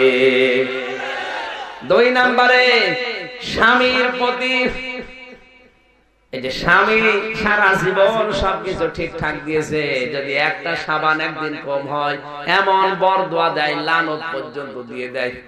তোর কাছে এসে জীবনে কিছু পেলাম না, জোরে বলেন নাউজুবিল্লাহ। আসিয়ার দিকে তাকান, এত অত্যাচার চলছে, তাকে রব মানানোর জন্য হাতের ভেতরে পেরেক পর্যন্ত ফেরাউন লাগিয়েছে। ও মা, আপনার স্বামী তো এত কঠিন না। এরপরও হযরতে আসিয়া জীবনে যতদিন তিনি বেঁচে ছিলেন কোনদিন স্বামীর হক নষ্ট করেন নাই। আর আপনি ভালো স্বামী, তার নিজের প্রয়োজনে ডাক দেয়, আর আপনি নিজে হাঁস মুরগি খাবার দিয়ে ব্যস্ত, স্বামীকে ডোন্ট কেয়ার, দামই দেয়। এরকম বউ আছে কার হাত তোলেন তো? এই যে একদম ও আবার হাত তুলে নাড়া দিচ্ছে, আমি না। না, আপনি না হলে তো ভালো, কিন্তু যেই লোকটার দাম দেয় না সে টের পাচ্ছে যে কোন জাহান্নামে আছে। কথা বলেন। মেয়েরা কি এসেছে? আমার মা বোনেরা, শুধু নামাজ দিয়ে, রোজা দিয়ে, কোরবানি দিয়ে জান্নাত পাওয়া যাবে না। আপনার জান্নাত যাওয়ার যে 4টা জিনিস আছে, তার ভেতরে 3 নম্বরে আপনার স্বামী। স্বামীর নাফরমানি থেকে মুক্ত হওয়া লাগবে। নাফরমানি যারা করছেন আপনাকে থেমে যাওয়া লাগবে। এই পৃথিবীতে যত মহিলার জীবন আমি পড়েছি, হযরতে আসিয়া সবচাইতে বেশি স্বামী ভক্তি করে দেখিয়েছেন। এত অত্যাচার হচ্ছে, এরপরও হযরতে আসিয়া স্বামীর প্রতি মন খারাপ না, বরদোয়া দেননি। কোরআনে কারীম জানিয়েছে ওয়ারাবাল্লাহু মাসালাল লিল্লাযিনা আমানু মুরআতা ফিরআউন ইয ক্বালাত রাব্বি ইবনিলি ইনদাকা বাইতান ফিল জান্নাতি ওয়া নাজ্জিনি মিন ফিরআউনা ওয়া আমালিহি ওয়া নাজ্জিনি মিনাল কওমিজ যালিমিন। জোরে বলেন আল্লাহু আকবার। একটু খেয়াল করে শোনা লাগবে। আল্লাহ দৃষ্টান্ত দিচ্ছেন ঈমানদারদের জন্য। ফেরাউনের স্ত্রী আসিয়া, আল্লাহ পাক এই পৃথিবীতে যে সমস্ত মেয়েদের স্বামী আছে তাদের নাম কিন্তু কোরআনে নেয়নি, কিন্তু যাদের স্বামী নেই তাদের নাম আল্লাহ কোরআনে স্পষ্ট ভাবে নিয়েছেন। মরিয়মের নাম আল্লাহ কোরআনে স্পষ্ট দিয়েছেন, ওর নামে সূরা দিয়েছেন, কারণ মরিয়মের স্বামী। এই কথা বলেন না। অথচ এই জায়গায় ফেরাউনের স্ত্রীর নাম আসিয়া আল্লাহ জানতো না, তাহলে নামটা না নিয়ে ইমরাতা দিলেন কেন? ইমরাতা ফেরাউনের স্ত্রী, অথচ আল্লাহ নামটা জানতেন। এই জন্য যারা স্বামী হারা তারা সবচাইতে বড় হতভাগা। এক কথা বলে না কেন? স্বামী আছে গুরুত্ব দিচ্ছেন না, হঠাৎ করে যখন খোকার বাবা মরে যাবে তখন টের পাবেন। একটু কোরআনের দিকে খেয়াল করেন। স্বামী আছে এই জন্য আল্লাহ তার নাম নেয়নি, যদিও ঈমানদার। স্বামী নেই এই জন্য আল্লাহ তার নামটা দিয়েছেন, কারণ স্বামী না থাকলে যে দুঃখ দুনিয়ার কেউ না বুঝলে ওটা আল্লাহ বোঝে। আজ যে সমস্ত মেয়েদের স্বামী বিদেশে কাটাচ্ছে 22 বছর, ও যৌবনটা নিয়ে কাটা, গলা কাটা মুরগির মতো করবে কি? বিশেষ করে যাদের সন্তানগুলো আপনি পাঠিয়ে দিয়েছেন, আর এই এলাকার মানুষগুলো বেশি বিদেশে থাকে আমি দেখেছি। এই নোয়াখালী, কুমিল্লা, ব্রাহ্মণবাড়িয়া, আমি বাইরের যতগুলো দেশে গেলাম জিজ্ঞাসা করে বাড়ি কোথায়? ব্রাহ্মণবাড়িয়া। বাড়ি কোথায়? নোয়াখালী। বাড়ি কোথায়? কুমিল্লা। আপনার টাকা পয়সা সব হয়ে গেল, ছেলেটাকে পাঠিয়ে দিয়েছেন, আমি নিষেধ করছি না দেন, কিন্তু নিয়ে আসেন মাসে মাসে, 6 মাস 1 বছর পরে দিয়েছে আল্লাহর রাস্তায়, 22 বছর পরে একবার নিয়ে আসবে। আর পুত্রবধূ বিয়ে দিয়ে কি করলেন আপনি? রেখে গেলেন, কি করবে? কথা বলছেন।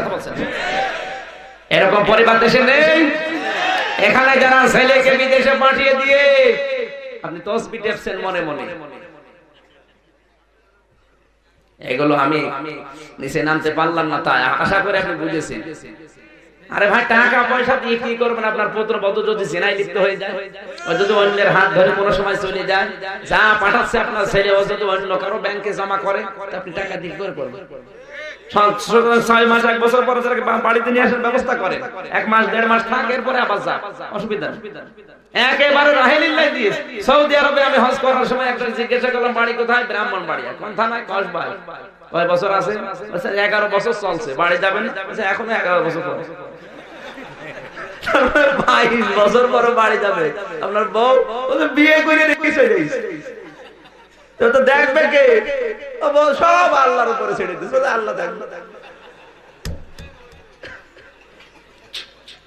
এটা আশ্চর্য থানার মানুষ গো।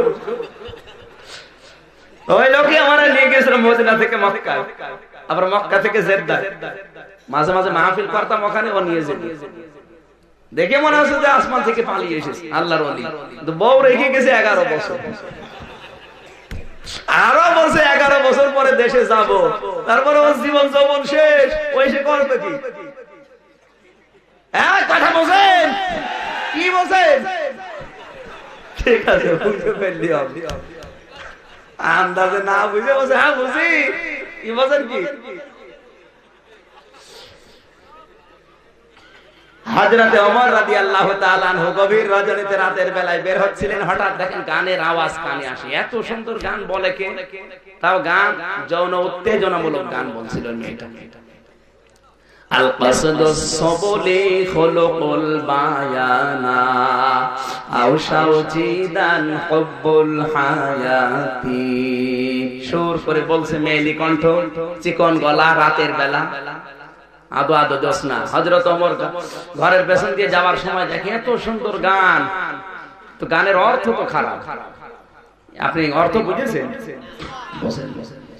বাংলা অর্থ হচ্ছে প্রাণ বধুয়ারে আমার যৌবন শুকিয়ে গেল, তুমি একবারও আসলে না। খুব ভালো গান, আমরা তো সুবহানাল্লাহ পড়েছি অনেকে, কি সুন্দর গান। আর কাসদুস সুবুলি খুলুকুল বায়ানা আউশাউ জিদান হুব্বুল হায়াতি। হযরত ওমর রাগ কন্ট্রোল করতে না পেরে ঘরের বেড়া ভেঙে তিনি ঢুকলেন, কারণ বেড়া দেওয়া ছিল খেজুরের পাতা দিয়ে। যে দেখে হযরত ওমর মনে করছিলেন এই মেয়েটা অবশ্যই তার প্রেমিককে মাথাটা তার রানের উপরে নিয়ে মনে গান শোনাচ্ছে, এত সুন্দর কণ্ঠ। ঘরের ভেতরে যেয়ে দেখে লম্প জ্বালানো, লাইট, মোমবাতি, হারিকেন বা লম্প আলো বাতি জ্বালিয়ে মেয়েটা নিজের রূপ সৌন্দর্যকে সুন্দর করে আরো সাজিয়েছে। জোরে জোরে গান বলছে, ডাক দেয় বলে, মেয়ে গান বলো কেন? মেয়েটা আশ্চর্য হবে, আপনাকে আমি চাই হয় তুমি গান বললে কেন? মেয়েটা বলে, খালিক কে আপনি? আপনাকে চিনি না, আমি গান বলে অপরাধ করেছি মাত্র একটা। সূরা লোকমানের 6 নম্বর আয়াতটা অবমাননা করেছে আমিও জানি। আমিনান নাসি মাই ইয়াশতারি লাহওয়াল হাদিসি লিউদিল্লা আন সাবিলিল্লাহ।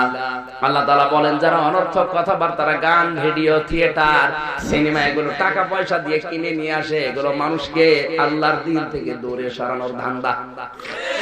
আমি না একটা আয়াত সূরা লোকমানের 6 নম্বর আয়াতটা লঙ্ঘন করলাম, কিন্তু আপনি আমার এই ঘরে পেছন দরজা দিয়ে ঢোকার পরে 3টা আয়াত আপনি লঙ্ঘন করেছেন। সকালবেলা আল্লাহর বান্দা হযরত ওমর, আমার দেশের খলিফা, তার কাছে আমি বিচার দেব আপনার নামে। আল্লাহু আকবার। হযরত ওমর থমকে দাঁড়ালেন, কি বলে আমার নামে বিচার দেবে? বলে মা। এবার মা বলেন কেন? মা বলি আপনাকে এই জন্য যে আপনি বিচার দেবেন ওমরের বিরুদ্ধে, ওমরের দরবারে 3টা কি কি অপরাধ আমি করলাম বলেন তো আমারে। আমি যে কোরআনের 3টা আয়াত লঙ্ঘন করলাম, আমি তো খুঁজে পাই না। মেয়েটা বলে, কোরআনে কারিমে সূরা বাকারার 189 নম্বর আয়াতে আল্লাহ জানিয়েছেন, ওয়ালাইসাল বিররু বিআন তাআতুল বুয়ুতা মিন যুহুরিহা ওয়ালাকিন্নাল বিররা মানিত্তাকা ওয়া আতুল বুয়ুতা মিন আবওয়াবিহা ওয়াত্তাকুল্লাহা লাআল্লাকুম তুফলিহুন। আল্লাহ তাআলা বলেন, ঘরের পেছন দিয়ে ঢোকার ভেতরে কোনো বরকত কল্যাণ নেই। কোন মানুষের ঘরে ঢুকতে হলে আল্লাহকে ভয় করো আর সামনে দরজা দিয়ে ঢোকো। কোরআনের নির্দেশ হচ্ছে দরজা দিয়ে ঢোকা। আমার ঘরের নির্ধারিত দরজা আছে, দরজা বাদ দিয়ে আপনি পেছন দরজা বাদ দিয়ে বেড়া ভেঙে ঢুকলেন কোন কারণে? আপনি ঘরের দরজা না দিয়ে বেড়া ভেঙে ঢুকেছেন, এই জন্য আপনার বিরুদ্ধে মামলা। প্রথম কোরআনের নির্দেশ একটা লঙ্ঘন। 2 নম্বরে কোরআনে কারীম জানিয়েছে, ইয়া আইয়ুহাল্লাযীনা আমানু লা তাদখুলু বুয়ুতান গায়রা বুয়ুতিকুম হাত্তা তাস্তানিসু ওয়া তুসাল্লিমু আলা আহলিহা। সূরা নূরের 27 নম্বর আয়াত আল্লাহ জানিয়েছেন, ঈমানদারেরা নিজের ঘর হোক অন্যের ঘর হোক, আগে অনুমতি নিবা, এরপর প্রবেশ করবা। আগে অনুমতি নিবা, সালাম দিবা, এরপর প্রবেশ করবা। আপনি সালামও দেননি, অনুমতিও নেননি, আমার ঘরে দাও, বেড়া ভেঙে ঢুকেছেন, আমি বেড়া পাবো কোথায়? আপনার জন্য আমার 2 নাম্বার কোরআনের মামলা এটা। হযরত ওমর বলে, মা আর একটা কি? আল্লাহ পাক জানিয়েছেন সূরা নূরের ভেতরে আছে 61 নাম্বার আয়াতে, যখন কোন মানুষের ঘরে প্রবেশ করবা আগে সালাম দিবা। কি করবা? সালামের সিস্টেম এখন আমাদের দেশ থেকে আস্তে আস্তে উঠে গেছে। এখন high high, bye bye, tata, খাই খাই, নাই না, এগুলো চলছে। নবীজি জানিয়েছেন কোন অবাধ্য সন্তানকে কোন বাবা যদি দিনের ভেতরে রাতের ভেতরে মিলে 25 বার সালাম দিতে পারে, আল্লাহর দয়ায় ওই সন্তানটাকে আল্লাহ বাধ্য করে দেয়। আরো আসতে বলেন ভাই, সালাম দেওয়া না এগুলো তো নেই। এখানে যারা মুরব্বী মানুষ আছে, আমার মনে অনেক মুরব্বী জীবন পার করে ফেলেছে, আজও বউকে সালাম দেই না। লজ্জা করে, যতকে টাকা চাইতে লজ্জা করে না। আজকে যদি সালাম দেয়, ওর বউ বলবে কি, কালকে তুমি আমার পিটাইলে যাও, তোদের জন্য সালাম দাও। কি হয়েছে বলো দেখি, সত্যি করে বলো, তোমারে কে কি পড়িয়ে খাওয়িয়েছে। সালামের সিস্টেম চালু করা দরকার। একবার যদি কেউ সালাম দেয়, 90টা নাকি আল্লাহ তাকে দান করে। আরো জোরে বলেন সুবহানাল্লাহ। সিস্টেম চালু করা যায় না আজকে থেকে? নিজের মায়ের ঘরেও সালাম বাদ দিয়ে, অনুমতি বাদ দিয়ে ঢোকা জায়েজ নেই, কারণ আপনার মা কি অবস্থায় আছে আপনি তো জানেন না। এই কথা বলেন না কেন ভাই? এগুলো নেই, নিজের বাড়িতে ঢোকা জায়েজ নেই, আর অন্যের বাড়ি কিচ্ছু না বলে আন্দাজে ঢুকে চলে যায়, অথচ এটা ফরজ। অনুমতি নেওয়া, সালাম দেওয়া কি? লা তাদখুলু বুয়ুতান গায়রা বুয়ুতিকুম হাত্তা তাস্তানিসু ওয়া তুসাল্লিমু। অনুমতি নিবা, সালাম দিবা, এরপরে 3 বার ডাকার পরে, সালাম দেওয়ার পরে যদি উত্তর না আসে, আল্লাহ বলেন ফারজিউ, ফিরে যাও। মনের ভেতরে এই কষ্ট নিও না, এত দূর থেকে আসলাম, আরে বেটার অহংকার, সালামের উত্তরও দেয় না, আসেও না। আরে ভাই, আপনি তো জানেন না কোন জাহান্নামে আছে, বলছে কোন অশান্তিতে আছে, আপনি তো টের পাচ্ছেন না। আপনি তো নয় 2 কিলো হেঁটে এসেছেন, আর ওর পরিবারে তো জাহান্নামের আগুন জ্বলছে। আল্লাহর নির্দেশ ফারজিউ যদি বলে হয়, এখন কথা বলার মন মানসিকতা নেই, আপনি ফিরে যান, আপনি ফিরে আসবেন। কে বলছেন বলেন তো? আর অনেক যুবক এখানে আসে, রাস্তা দিয়ে আশপাশে মানুষের বাড়ি থেকে যাবার সময় সালাম দেওয়ার পরে যদি উত্তর না দেয়, ওই দরজা বা দাঁড়ানা ফাঁকা দিয়ে আগে তাকিয়ে দেখে কি হচ্ছে ঘরে ভিতরে, সব দেখে নিয়ে তখন তোর এখন গলা কাকড় দেওয়া দরকার, শয়তান তো দেখা সব হয়েই গেছে। আমি কি বেশি বলছি না ঠিক বলেছি? এটাই চলছে আজ। মেয়েটা বলে আমি কোরআনের হাফেজা।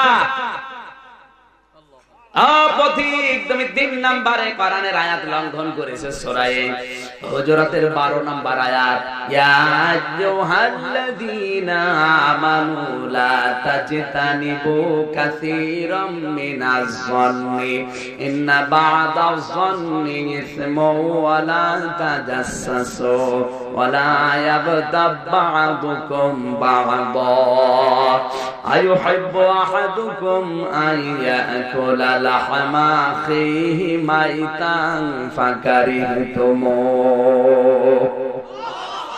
আল্লাহ পাক বলেন, ঈমানদারেরা কখনো মানুষের উপরে ধারণা করো না, কারণ অধিকাংশ ধারণাই গুনার কাজ। আর ধারণা না, আন্দাজে একটা দোষ ভালো মানুষের উপরে চাপিয়ে দিচ্ছে। ধারণা করাও গুনার কাজ, আর আন্দাজে একটা দোষ মানুষের উপরে চাপিয়ে দিলে ওটা হয় তহমত। ওটা কি হয়? বাংলাদেশে এই তহমত সবচাইতে বেশি। কথা বলেন না কেন? কিচ্ছু জানে না, আন্দাজে একটা দোষ মাথার উপরে চাপিয়ে দিল, ও লোকটার সম্মান, মর্যাদা, টাকা পয়সা, ইজ্জত, আবরু দুনিয়ায় সব শেষ। মাঝখান থেকে ওর কিছু ফায়দা হলো। এটা আপনি একটা নিরপরাধ মানুষের উপরে দোষটা চাপিয়ে তাকে কালার করে দিলেন, তার একটা ক্ষতি করে দিলেন, আপনাকে আল্লাহ ছাড়বে, আপনার 70টা দোষ আল্লাহ কিয়ামতে ওপেন করে দিবেন। দুনিয়া অত সহজ না। আজ যারা ভালো মানুষগুলোর উপরে দোষ চাপিয়ে তাদেরকে সামাজিক ভাবে বয়কট করার সিদ্ধান্ত নিয়েছেন, কালার করে দিয়েছেন জাতির সামনে, বর্তমানে 10টা অপরাধ আপনি উন্মুক্ত করলেন, কিয়ামতে আপনার কমপক্ষে এক একটা অপরাধের জন্য 70টা, তাহলে 10টায় 10 70 কত হয়? এতগুলো অপরাধ কিয়ামতে কোটি কোটি মানুষের সামনে আল্লাহ ওপেন করে দেবে, এরপর আপনার বিচার শুরু হবে। এখন কিছু টের পাচ্ছে না, চোখ বন্ধ হোক, টের পাবেন। আমি এই হাদিসটা না বলে ভালো ছিল। বাংলাদেশের সাথে হাদিসটা মেলে না, মেলে না, 100 ভাগ মিলে গেছে। এটাই চলছে আজ বাংলাদেশে বেশি। কথা বলুন, কিচ্ছু জানে না, আন্দাজে এমন এক মামলা দিয়েছে, শয়তানও বিশ্বাস করবে। আমার নামে যদি কেউ মামলা দেয় যাও জাকার, শয়তান বিশ্বাস করবে। মামলা দেয় আমার নামে, বিস্ফোরক মামলার আসামি, ওরে শয়তান, বিস্ফোরককে আমি চিনি না। এই যে 10টা চাপিয়ে আপনি জাতির সামনে আমরা কালার করে দিলেন, আমার কাছ থেকে কিছু টাকা পয়সা খেলেন, এই টাকা নিয়ে আপনি মনে করেছেন বড় ইলিশ মাছ কিনে খাবেন, আপনার শরীরের রক্তের ভেতর ক্যান্সার দেন। অধিকাংশ বড় বড় মানুষ যারা এই দেশে অবৈধ ইনকাম করেছে, মানুষের টাকা ফাঁকি দিয়েছে, সবগুলো ক্যান্সারে মারা যাচ্ছে। আমি নাম নাই নিলাম, হ্যাঁ নাম নেই মায়ের খায়, যে কয়টা মারা গেছে সব ক্যান্সারে না, অধিকাংশ গুলো ক্যান্সার। যাদের অবৈধ ইনকাম একটাও ভালোভাবে মরছে না, সব ক্যান্সারে মরছে। আমার ভাইরা, আপনার রিজিক যা আছে আপনার কপালে আসবে, আপনার বরাতে আসবে। আপনি মানুষের সম্পদ গুলো এভাবে অবৈধ ভাবে জোর করে ফাঁকি দিয়ে অন্যায় ভাবে কি করে নিয়ে আসেন? আপনার তো বিবেক আছে, আপনি তো আর পশু না। এই কথাগুলো যেহেতু রেকর্ড হচ্ছে, এরপরে যারা এসেছে তাম পৃথিবীতে এরা ছড়িয়ে দেবে। আমার মনে হয় আপনারা যদি নাও মানেন, তাম দুনিয়ায় 228টা রাষ্ট্রে যার কানে যাবে, একটা মানুষও যদি অবৈধ ইনকাম ছেড়ে দেয়, আজকের এই মাহফিল সাকসেস। জোরে বলেন আল্লাহু আকবার। হযরত ওমরকে মেয়েটা বললেন, হে পথিক, মানুষের দোষ ধরা, ধারণা করা গোনার কাজ। কি ধারণা করে আপনি আমার ঘরের বেড়া ভেঙে ঢুকলেন? বলেন। আন্দাজে আপনি ধারণা করেছেন এটা গোনা। কোরআনের 3 নাম্বার আয়াত আপনি লঙ্ঘন করেছেন। সকাল হোক আপনার বিরুদ্ধে আমি নিজে মামলা দেব। হযরত ওমর বললেন, মা যা হয়েছে হয়েছে, আমারে maaf করে দেন। আর বলেন আপনি কেন গান বলছিলেন? মেয়েটা বলে, গান বলার জন্য দেশের খলিফা হযরত ওমর দায়ী। হযরত ওমর বলছে, কি পরিচয় তো দেওয়া যায় না, কেন ওমর দায়ী? আমার স্বামী হযরত সাদ ইবনে আব্দুল্লাহ, তার সাথে আমার বিবাহ হয়েছে বাসর রাতে। আমার স্বামী আসবে, হঠাৎ করে একটা চিঠি নিয়ে এসে আমার স্বামীর সামনে কে যেন ধরিয়ে দিল। স্বামীর সামনে চিঠিটা দিয়ে বলে, এই যে চিঠিটা পাঠিয়েছে হযরত ওমর। চিঠিতে লেখা ছিল, সাদ তুমি যেখানে আছো তাড়াতাড়ি আসো, তোমারে আমি গভর্নর করে পাঠাবো জিহাদের ময়দানে। তখন মিষ্টি বিতরণ চলছিল, খেজুর দিয়া চলছিল বিয়ের ময়দানে। হঠাৎ করে চিঠিটা পেয়ে আমার স্বামী দাঁড়িয়ে গেল। কবুল বলা যেহেতু হয়ে গেছে, আমারে বলে, মুরব্বিরা আমারে ছুটি দিয়ে দেন, কারণ যিনি চিঠি পাঠিয়েছেন উনি সাধারণ মানুষ না, উনি দেশের দায়িত্বে আছেন, খলিফা।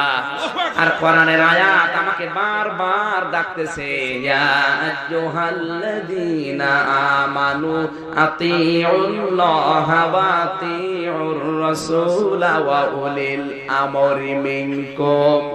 সূরা নিসার 59 নম্বর আয়াতের প্রথম অংশে আছে, কান খাড়া করে মিলাবেন। আল্লাহ বলেন, ওহে যারা ঈমানের দাবি করো, আমি আল্লাহর ইতাআত করো, আমার রাসূলের ইতাআত করো। আর তোমাদের ভেতরে যারা উলিল আমর আছে, যারা নেতা নেতৃত্ব দেয়, তাদেরকে মেনে চলো। শব্দের দিকে খেয়াল করেন, আতিউ, এই যে ফেল, ভার্ব, ক্রিয়া, এটা আল্লাহ নিজের নামে রাসূলের নামে দিয়েছেন, কিন্তু উলিল আমরের আগে দেন। তাহলে ওমরের কথা না মানলেও চলতো। হ্যাঁ কি না, আলেম যারা আছে তাদেরকে বলছি, এখানে আতিউ শব্দটা যেহেতু উলিল আমরের আগে নেই, তাহলে আল্লাহর কথা মানা ফরজ, রাসূলের কথা মানা ফরজ। উলিল আমরের নামের আগে তো আতিউ নেই, এ ফেল আছে, এ ভার্বটা আছে, এ ক্রিয়া নেই। তাহলে তার কথা না মেনে বাসর ঘরে যাওয়ার দরকার ছিল, কারণ এটাও তো ফরজ। এই কথা বলেন না কেন? এরপরে তিনি বললেন, কোরআনের আয়াত আমাকে ডাকছে, এই আয়াত দিয়ে তিনি দলিল দিয়েছিলেন, তার দলিল মনে হয় ভুল। হ্যাঁ, এবার আসেন কেন দিলেন? আতিউ শব্দ আল্লাহ নিজের নামে রাসূলের নামে দিয়েছেন। এই কারণে আমি যতগুলো তাফসীর পড়েছি, মুফাসসিরিন ইকরাম লিখেছেন, আল্লাহ এবং রাসূলের কোন কথা শোনার পরে মেনে নেওয়া লাগবে, কোনো প্রশ্ন করা যাবে না। কারণ আপনার সাথে আল্লাহ রাসূলের জ্ঞান কম না বেশি? কিন্তু উলিল আমর, আল্লাহ এবং রাসূলের পরে পৃথিবীতে কিয়ামত পর্যন্ত যারা নেতৃত্ব দেবে, নেতা, এদেরকে মানতে হলে দেখা লাগবে এদের ভেতরে আল্লাহ রাসূলের গুনাহ আছে কিনা। ওমর যেহেতু আল্লাহ রাসূলকে মেনে চলে, এইজন্য ওমরকেও মানা ফরজ। উনি যদি মানে না চলতো তাহলে ওমরকে মানা ফরজ ছিল না। কথা বলেন না কেন?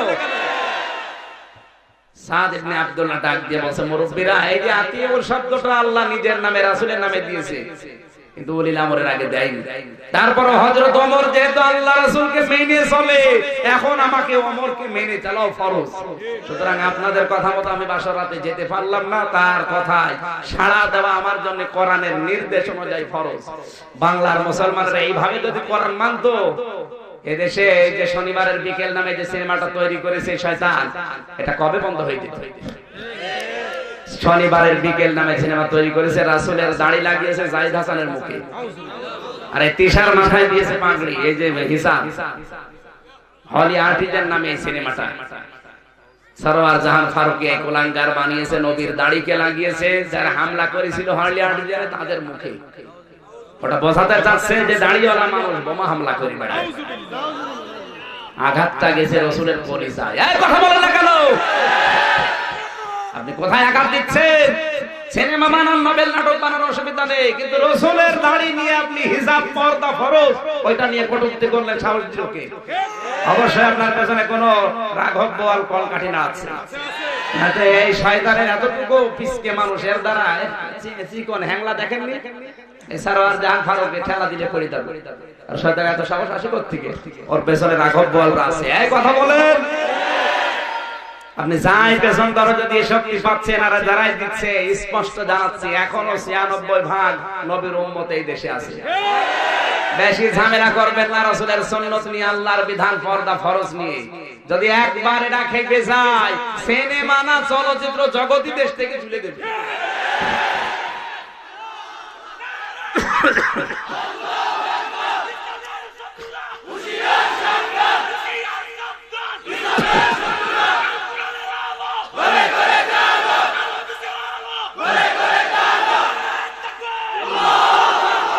আজকের এই কসবার মাহফিল থেকে যারা দায়িত্বে আছেন তাদেরকে আহ্বান জানাচ্ছি, এই মুহূর্তে শনিবারের বিকেল হলে আর্টিজান এই সিনেমা বন্ধ করা লাগবে।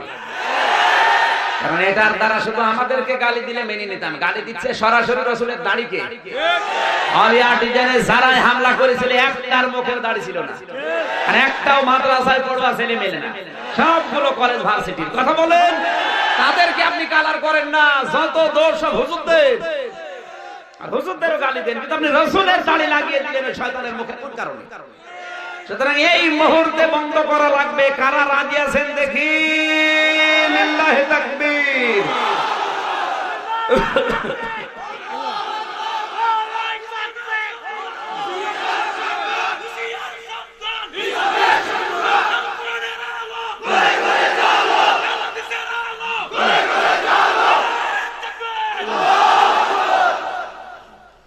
আমার ভাইরা, হযরত ওমর ডাক দিয়ে বলে মেয়ে, তারপরে কি হয়েছে? মেয়েটা বলে অধিক আমার স্বামীকে হযরত ওমর পাঠিয়ে দিল। এত সুন্দর আমার স্বামী ছিল, আমি কোনদিন একবার শুধু বিয়ের আগে দেখেছিলাম।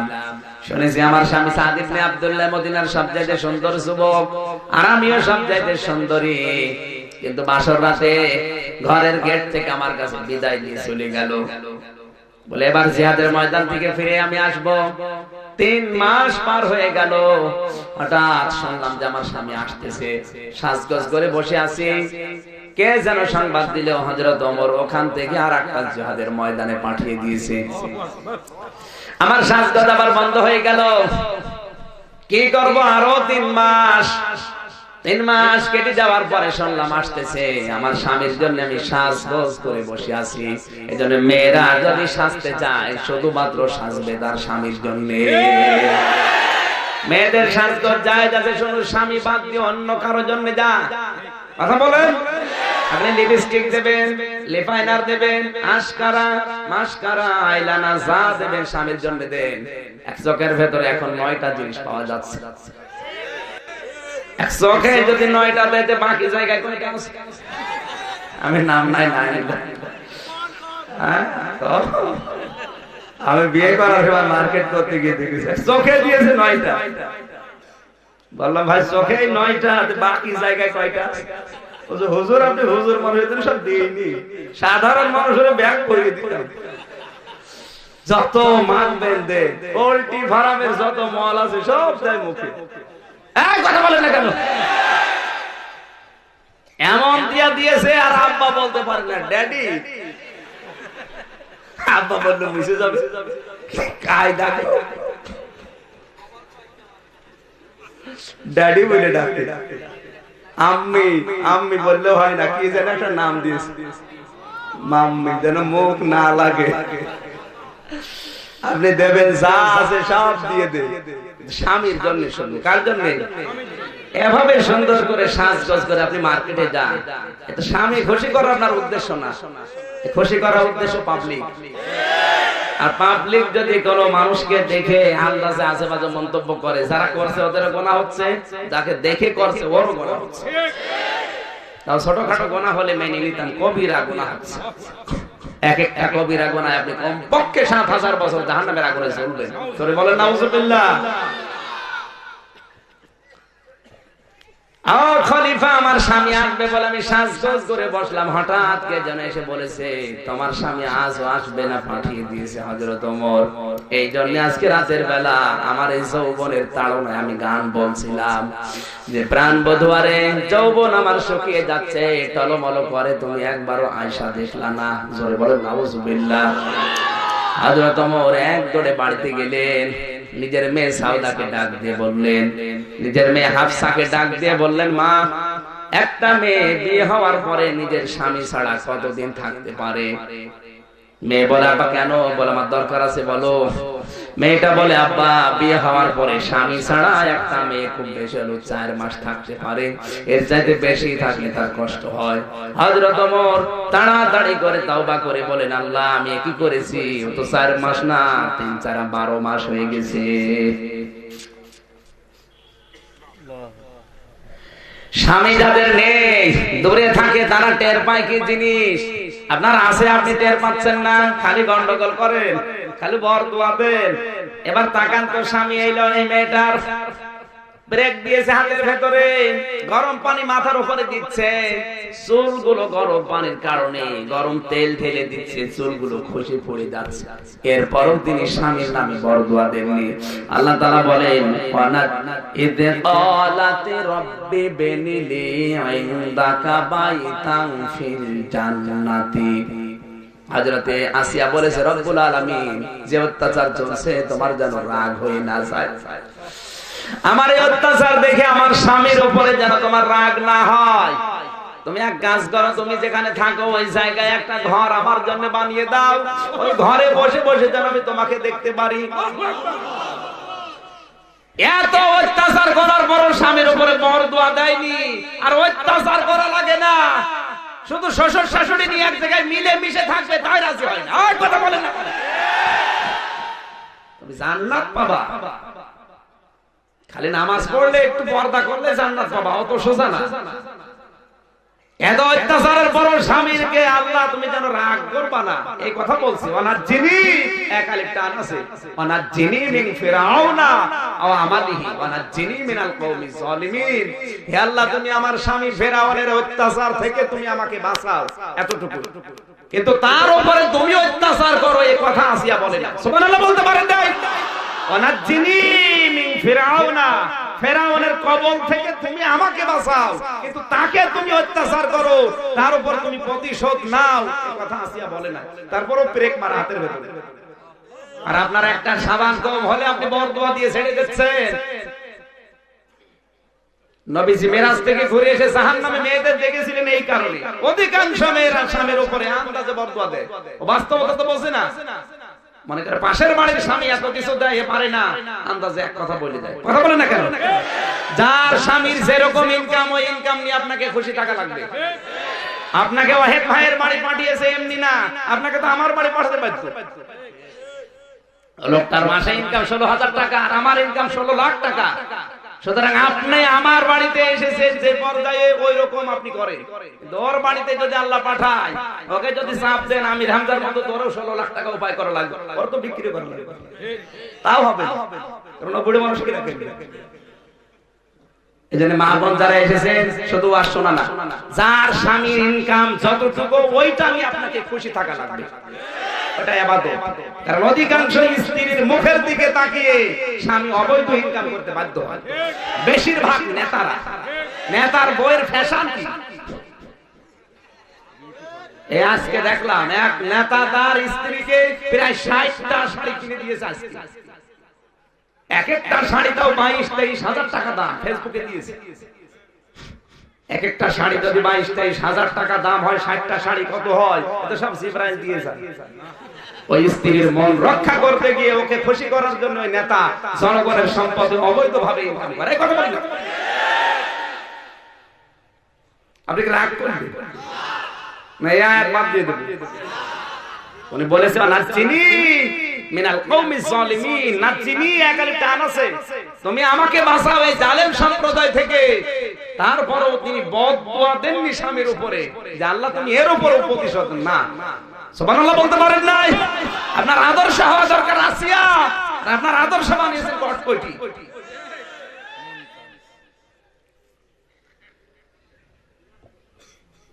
এমন এমন মহিলায় বাংলাদেশে আছে, এক স্বামীতে হচ্ছে না, পর পর বছরে বছরে স্বামী পাল্টায়।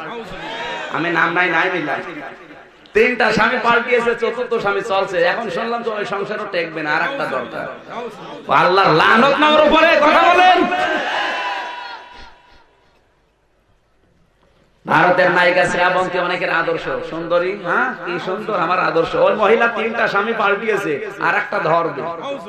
জোরে বলুন সুবহানাল্লাহ। ও যদি আপনার আদর্শ হয়, কুলাঙ্গার মহিলা যেখানে যাবে আপনাকে আল্লাহ ওখানে পাঠাবে। একটা স্বামীর মন জয় করতে পারো না, আল্লাহর মন জয় করবা কি দিয়ে? তুমি তো বলবা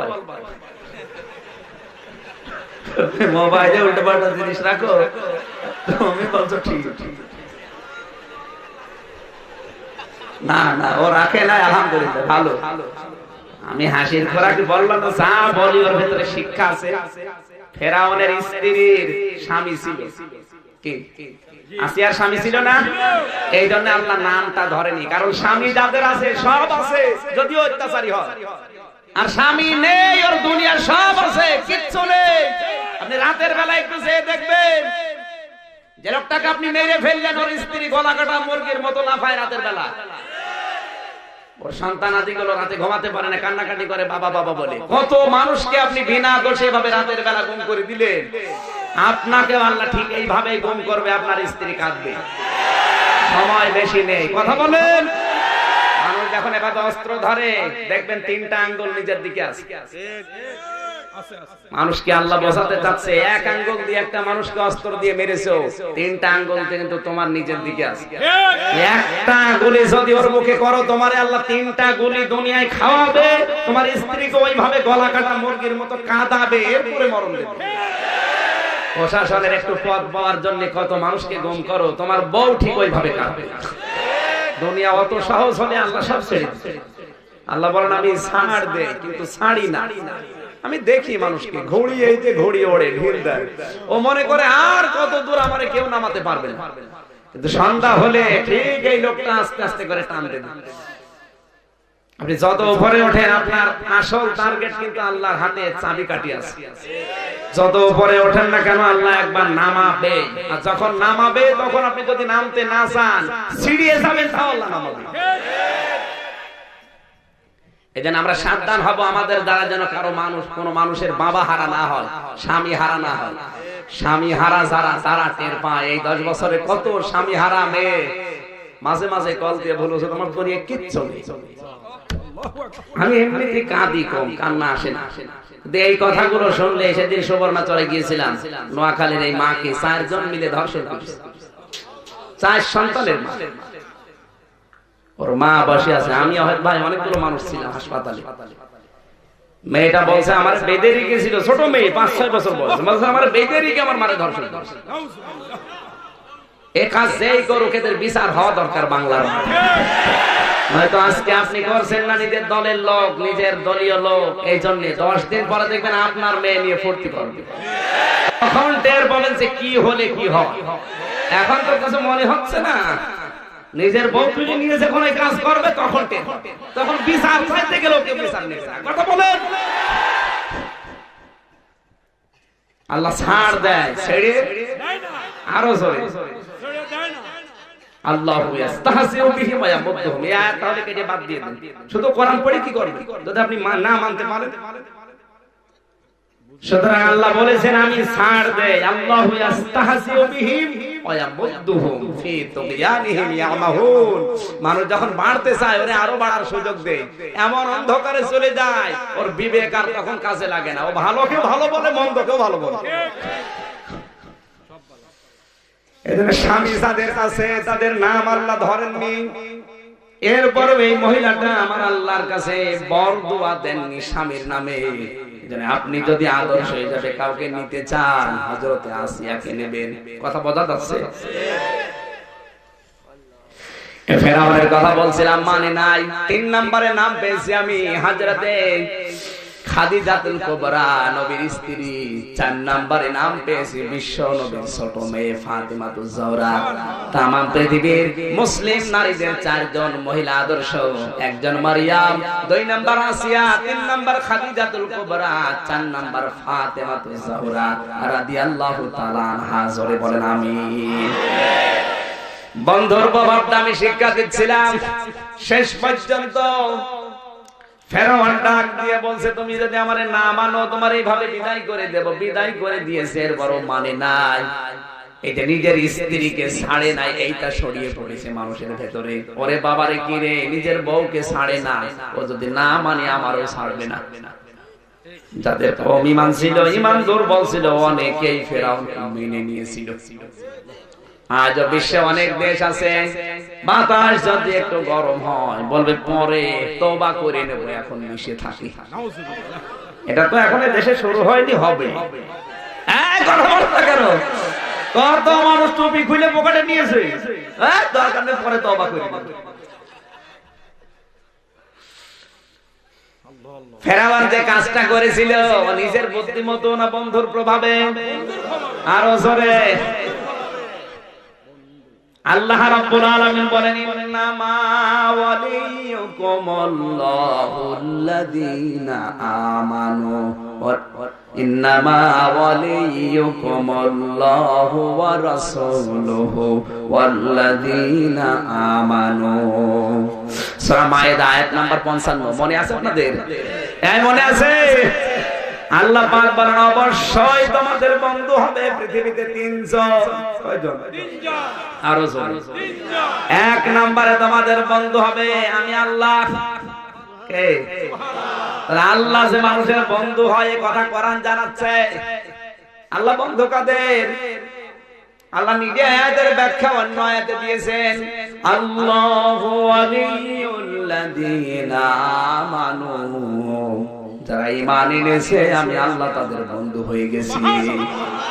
ইখরিজুহুম মিনাজ যুলুমাতি ইলান নূর, এদেরকে আমি অন্ধকারের জীবন থেকে আলোর দিকে বের করে নিয়ে আসি। আল্লাহ বন্ধু হতে হলে ঈমান আনা লাগবে। 170 কোটি মানুষ এই পৃথিবীতে এখন ঈমানদার, এগুলোই বন্ধু আল্লাহর, বাকিগুলো সব আমার আল্লাহর শত্রু। সুতরাং আমরা বন্ধুর ভেতরে আছি তো না? আয়াতের পরবর্তী শব্দ কি? ইখরিজুহুম মিনাজ যুলুমাতি ইলান নূর। ইখরিজুহুম, তিনি আল্লাহ তাদেরকে বের করে নিয়ে আসেন অন্ধকারের জীবন থেকে আলোর দিকে। সুতরাং যে সমস্ত ঈমানদারেরা আল্লাহর বন্ধুত্বের দাবি করার পরও মানুষের তৈরি করা আইন কানুন নিয়ম নীতির এই অন্ধকারের পথ ছেড়ে দিয়ে কোরআনের পথে আসতে পারে না, ওরা আজও আল্লাহর বন্ধু হতে পারে না। والذين كفروا أولياؤهم الطاغوت يخرجونهم من النور إلى الظلمات। তাগুতের বন্ধু তারা, কাফের যারা, ওদেরকে তাগুত কি করে? আলোর পথগুলো বাদ দিয়ে অন্ধকারের দিকে নিয়ে যায়। এখানে আলো আর অন্ধকারের ব্যাখ্যা পড়েছি। যুলুমাত বহু বছর, নূর 1 বছর। ইসলাম হচ্ছে নূর। ইসলাম কয়টা? আজ যদিও ইসলামকে মানুষ ভাগ ভাগ করে ফেলেছে, আসলে ইসলাম কয়টা? আর যুলুমাত অন্ধকারের পথ, হাজার হাজার শিরকের পথ অন্ধকার, জুলুমের পথ অন্ধকার, কুফরের পথ অন্ধকার, বেদাতের পথ অন্ধকার। এই কথা বলে না কেন? এগুলো সব অন্ধকার না? এগুলোর দিকে মানুষকে নিয়ে যায় আল্লাহর একমাত্র ইসলাম বাদ দিয়ে। উলাইকা আসহাবুন নার, এ হচ্ছে জাহান্নামের অধিবাসী। হুম ফিহা খালিদুন, চিরকাল এরা জাহান্নামে থাকবে। জোরে বলেন নাউজুবিল্লাহ। এই আয়াতটার মূল শিক্ষা এই, ওয়াল্লাযীনা কাফারু আউলিয়াউহুমুত তাগুত। আউলিয়া ওলির বহু বচন। কাফের যারা তাদের বন্ধু তাগুত। এদের কাজ কি? আল্লাহর তৈরি করা নিয়ম নীতি যেগুলো আছে এগুলো বাদ দিয়ে মানুষের তৈরি করা নিয়ম নীতির দিকে ওদেরকে ডাক দিয়ে নিয়ে যায়। আজ বাংলাদেশে কারা তাগুতের বন্ধু আর আল্লাহর বন্ধু পার্থক্য হয়ে গেছে। এই কথা বোঝা লাগবে, পার্থক্য পার্থক্য। এখন আপনি চিন্তা করেন, আপনি কি আল্লাহর বন্ধু না শয়তানের বন্ধু? আল্লাহর বন্ধুদের কাজ হচ্ছে উলাইকা আসহাবুল জান্নাহ হুম ফিহা খালিদুন, এরা জান্নাতের অধিবাসী চিরকাল থাকবে। আর শয়তানের বন্ধু যারা হুম ফিহা উলাইকা আসহাবুন নার হুম ফিহা খালিদুন, এরা শয়তান আগুনের অধিবাসী চিরকাল থাকবে। এই ধান্দা করবেন না যে কিছুদিন থাকার পরে আবার বের হয়ে আসবে, না, ও ধান্দা বাদ দেন। কারণ হুম ফিহা খালিদুন আপনাকে দেবে, এরপর আবার বের করে নিয়ে আসবে। এরকম যদি করে তাহলে তো ইয়ার কি মারা হবে, ইয়ার কি মারবে আল্লাহ? সুতরাং আপনি কোন পথে হাঁটছেন আপনি টের পাচ্ছেন। সূরা বাকারা 158 নম্বর আয়াত, 258 নম্বর আয়াত, বাড়িতে যে একটু মিলাবেন 57 58 এই দুইটা আয়াত একটু পড়েন, দেখবেন আপনি আল্লাহর বন্ধু না শয়তানের বন্ধু। আল্লাহর বন্ধু হলে আল্লাহ আপনাকে মানুষের তৈরি করা নিয়ম নীতি থেকে বাঁচিয়ে আল্লাহর আলোর দিকে আপনার জান প্রাণ দিয়ে কাজ করাবে। আর সবাইকে আল্লাহ কাজ করাবে, কারণ আল্লাহর বন্ধু আবার হওয়া লাগবে। বন্ধুর ভেতর পার্থক্য আছে না? বন্ধু শব্দের আমি প্রায় 29টা শব্দ পেয়েছি। বন্ধু, রফিক মানে বন্ধু। এই যে রফিক, রফিক কোন বন্ধুকে বলা হয়? এই যে এটা আমার বন্ধু, মনে করেন উনি আমাকে একজন মারছে, দেখে ওই বন্ধু জীবন প্রাণ দিয়ে হলেও বাঁচাবে, এর নাম রফিক। এর নাম কি? খালিল মানেও বন্ধু। খালিল বলা হয় কোন বন্ধুকে? যেই বন্ধু আমার আল্লাহর সন্তুষ্টির জন্য সব কাজ করতে পারে তাকে খলিল বলে। এজন্য ইব্রাহিম নবীর নাম হচ্ছে খলিল। হাবিব মানেও বন্ধু। হাবিব বলা হয় ওই বন্ধুকে যে আল্লাহ ওই বন্ধুর জন্য সবকিছু করতে পারে, এই জন্য আমাদের রাসূলের নাম হাবিব। সুবহানাল্লাহ বলতে পারেন না? এরকম 29টা শব্দ পেয়েছি শুধু বন্ধু। রফিক মানে বন্ধু, জার মানে বন্ধু, হাবিব মানে বন্ধু, সাদিক মানে বন্ধু, তরিক মানে বন্ধু, এরকম অনেকগুলো আছে। এক একটা বন্ধুর আবার ক্যাটাগরি আছে, শ্রেণী বিভাগ আছে। এখানে যে বন্ধুর কথা না, মানুষ চলে যাচ্ছে। আমি শেষ করে দিলে ভালো হয় নাকি? কেবল শুরু হচ্ছে ভাই, অনেক কথা শুনতে হবে আজ। এই আয়াতের ভেতরে যে কত কথা আছে আমার জীবনে তো শেষ হবে না, তারপর আমি চেষ্টা করব যতটুকু পারি। থাকবেন তো? এরপরও যদি কেউ উঠে চলে যায়, দরকার হয় হাত দিয়ে চেপে ধরে রাখ, বাড়ি যেতে পারবে। আমি সে আসছি কোথায়? সে ঝিনাইদহ থেকে। আমি যদি 2 ঘন্টা বসে থাকতে পারি, আপনি পারবেন না? আপনার পারা লাগবে। যদি না পারেন আপনার বিয়ে হবে না। এখানে 1 নাম্বার বন্ধুকে সবাই বলা লাগবে আল্লাহ রাব্বুল আলামিন বলেন, আমাকে যদি কেউ বন্ধু হিসেবে পেতে চায় তার 4টা কাজ করা লাগবে। কয়টা? 4টা। আমরা জানি পৃথিবীতে বন্ধুত্বের সিস্টেম আছে। মোবাইল দিয়ে কেউ যদি বন্ধুত্ব করে, আগে ফেসবুকে তাকে বন্ধুত্বের অফার দেওয়া লাগে, সে অ্যাকসেপ্ট করবে, এরপর আবার চিঠি দেবেন, আপনি লিখবেন, কিছু উত্তর দেবে, আদান প্রদান হবে, এরপরে মোবাইলে কথা হবে, আস্তে আস্তে বন্ধুত্ব গাঢ় হবে, এরপরে হাদিয়া তওবা নিয়ে যাবেন। আল্লাহ রাব্বুল আলামিন বলেন, আমি যে বন্ধু, আমি তোর মোবাইল পাঠাবো না। আমি আল্লাহ তোমাদের কাছে চিঠি পাঠিয়েছি, ওই চিঠির সাথে যদি 4টা আচরণ করো, আমি আল্লাহ তোমাদের বন্ধু হব। আল্লাহর পাঠানো চিঠির নাম হচ্ছে কোরআন। এই চিঠিটা প্রথমে আপনাকে পড়া লাগবে। 2 নম্বরের চিঠিটা আপনাকে বোঝা লাগবে। 3 নম্বরে এই চিঠিটা শুধু বুঝলেই হবে না, ওই চিঠিতে বন্ধু কি বলতে চেয়েছে ওই অনুযায়ী আপনাকে কাজ করা লাগবে। এতটুকুই না, বন্ধু যদি চিঠির ভেতরে লিখে দেয় যে এই এই কথাগুলো তুমি অমুক অমুককে জানিয়ে দাও, আপনাকে তাও করা লাগবে। আর সরি, এবার বাংলাদেশের বন্ধু আছে কারা? এবার মিলান আল্লাহর এই চিঠি। আল্লাহর অনেক বন্ধু এখন সওয়াবের নিয়তে পড়ছে, ভালো পড়েন। 2 নম্বরে অনেক বন্ধু আছে এই দুনিয়ায়, এটা বুঝছে, বোঝে না, সওয়াব আরো বেশি হবে। 3 নম্বরে অনেক বন্ধু আছে আল্লাহর বন্ধু হওয়ার জন্য এটা নিজে আমল করছে, পড়ে পড়ে যা লেখা আছে কাজ করার চেষ্টায় আছে। কিন্তু 4 নাম্বার যে শর্তটা, এইটা অনেক বন্ধু এখন মানে না। চার নাম্বার কি? শুধু পড়লে হবে না, বুঝলে হবে না, আমল করলেও হবে না। এই চিঠিটা যার যার কাছে পৌঁছানোর দায়িত্ব বন্ধ দিয়েছে, ওই কথাগুলো তার কাছে পৌঁছানো লাগবে। আরো জোরে। আজ বাংলাদেশে হাজারো আলেম কোরআন পড়ে, বোঝে, মানে ব্যক্তিগত জীবনে যতটুকু পারে, কিন্তু এই কথাটা যে মানুষের কাছে পৌঁছানো লাগবে, এইটা করতে গেলে অনেক সময় মানুষ শত্রুতা করে। আর এইটা করতে গিয়ে আল্লামা সাঈদী জেলখানা। অনেক কোরআন পড়েছে ঠিক, বুঝেছে ঠিক, মানুষের যতটুকু আমল করা দরকার করেছেও ঠিক, কিন্তু যখনই বলেছে না আমি শুধু পড়বো না, বুঝবো না, আমল করবো না, আমি মানুষকে মানাবো, এই কথা বলে না কেন? আজ বাংলাদেশে যে মুসলমান গুলো বলে আমি শুধু কোরআন পড়বো না, বুঝবো না, মানবো না, আমি মানাবো, তখনই সে বাতিলের টার্গেট তো এই জায়গায় হয়। এরপরও জীবন দিয়ে চেষ্টা করছে আল্লাহর বন্ধু হওয়ার জন্য। শর্ত যেহেতু চারটা, মানাই লাগবে।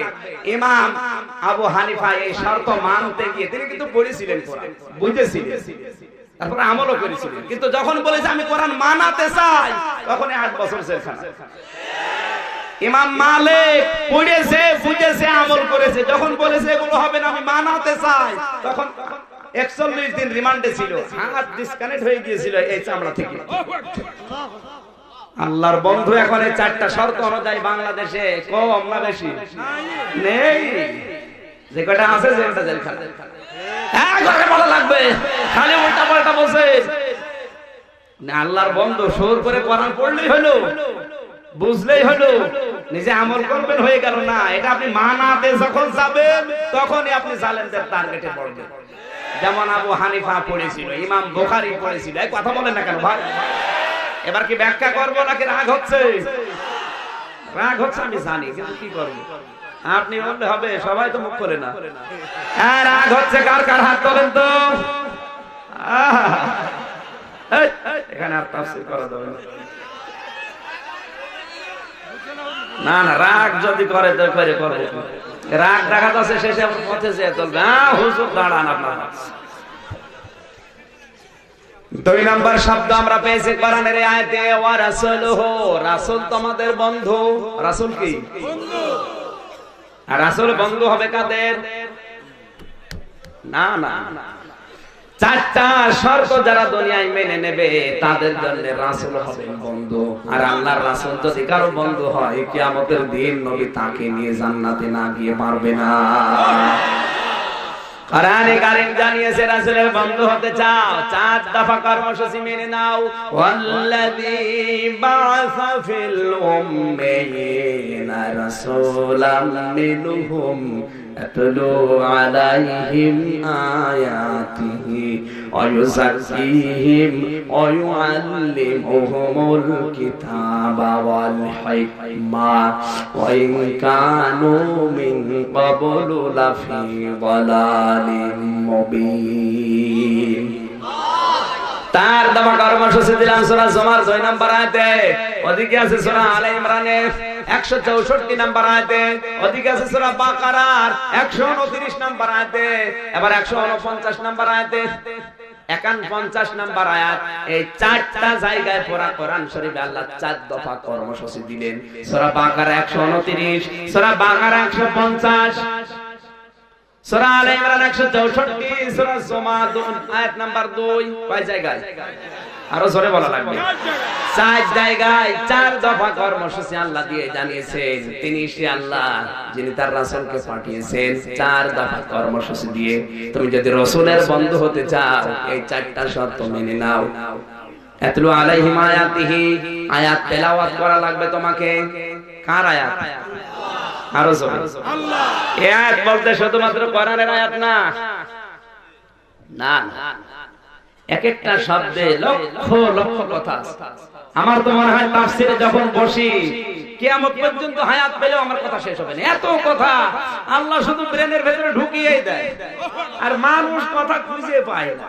বাবার কাহিনী শুরু করে, হরিণের কাহিনী, দাঁত মুখ খুলে ফেলে। ব্রাহ্মণবাড়িয়ায় যারা আসবে যদি হরিণের কাহিনী, সাপের কাহিনী, মাছের কাহিনী কেউ বলে, বলবে আগে দলিল দেখান কোথায় আছে, তারপরে কথা শোনা। হরিণ একটা বান্দা ছিল গাছের তলায়, তোর গাছের তলায় হরিণ বাঁধা। এতলো আলাইহিম আয়াতিহি ব্যাখ্যা যদি আমরা জানতাম, আয়াত মানে শুধু এই আয়াত নয়, আসমান কার আয়াত? আয়াত মানে নিদর্শন। আয়াত মানে কি? ইতিহাস, এটাও আয়াত। ওয়াল আসরি, আল্লাহ বলেন ইতিহাসের কসম, ইতিহাসও আয়াত। ইতিহাস এমনি এমনি তৈরি করেনি, ইতিহাস থেকে শিক্ষা নাও। এই যে ফেরাউনের ইতিহাস, নমরুদের ইতিহাস, এগুলো আল্লাহ এমনি দেয়নি, এখান থেকে শিক্ষা নাও। সংবাদ সম্মেলন করে কত ইতিহাস তুলে দেওয়া হয় পূর্বে, ইতিহাস থেকে মানুষ শিক্ষা নেয় না। কত মানুষকে আয়াত দিয়ে বোঝানো হয়, আয়াত মানে ইতিহাস, আয়াত মানে আসমান, আয়াত মানে জমিন, আয়াত মানে আল্লাহর সৃষ্টি জগৎ। এই কথা বলে না কেন?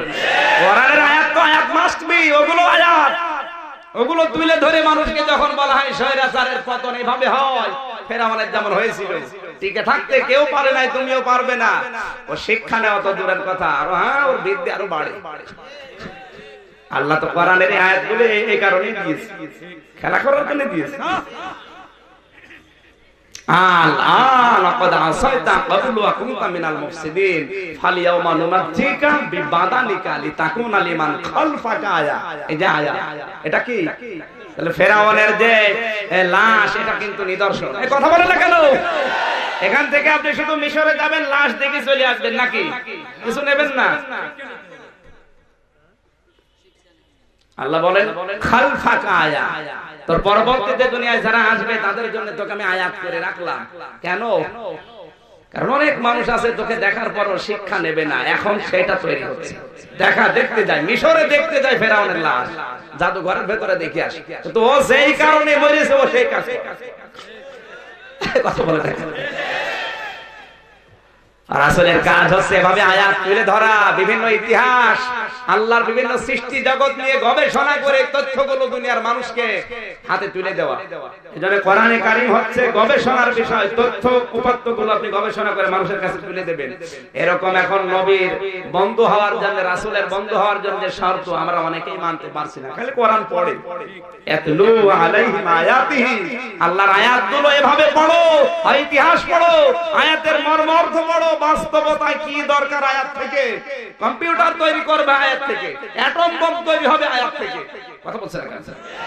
ফেসবুক তৈরি হয়েছে কোরআনের আয়াত থেকে, ব্রেকিং নিউজ তৈরি হয়েছে কোরআনের আয়াত থেকে, মায়ের পেটের ভ্রণ তৈরি হয়েছে কোরআনের আয়াত থেকে। এগুলো নেই, শুধু পড়ে দাও না, খালি পড়লে সওয়াব হয়, পড়লে সওয়াব হয়, পড়েন।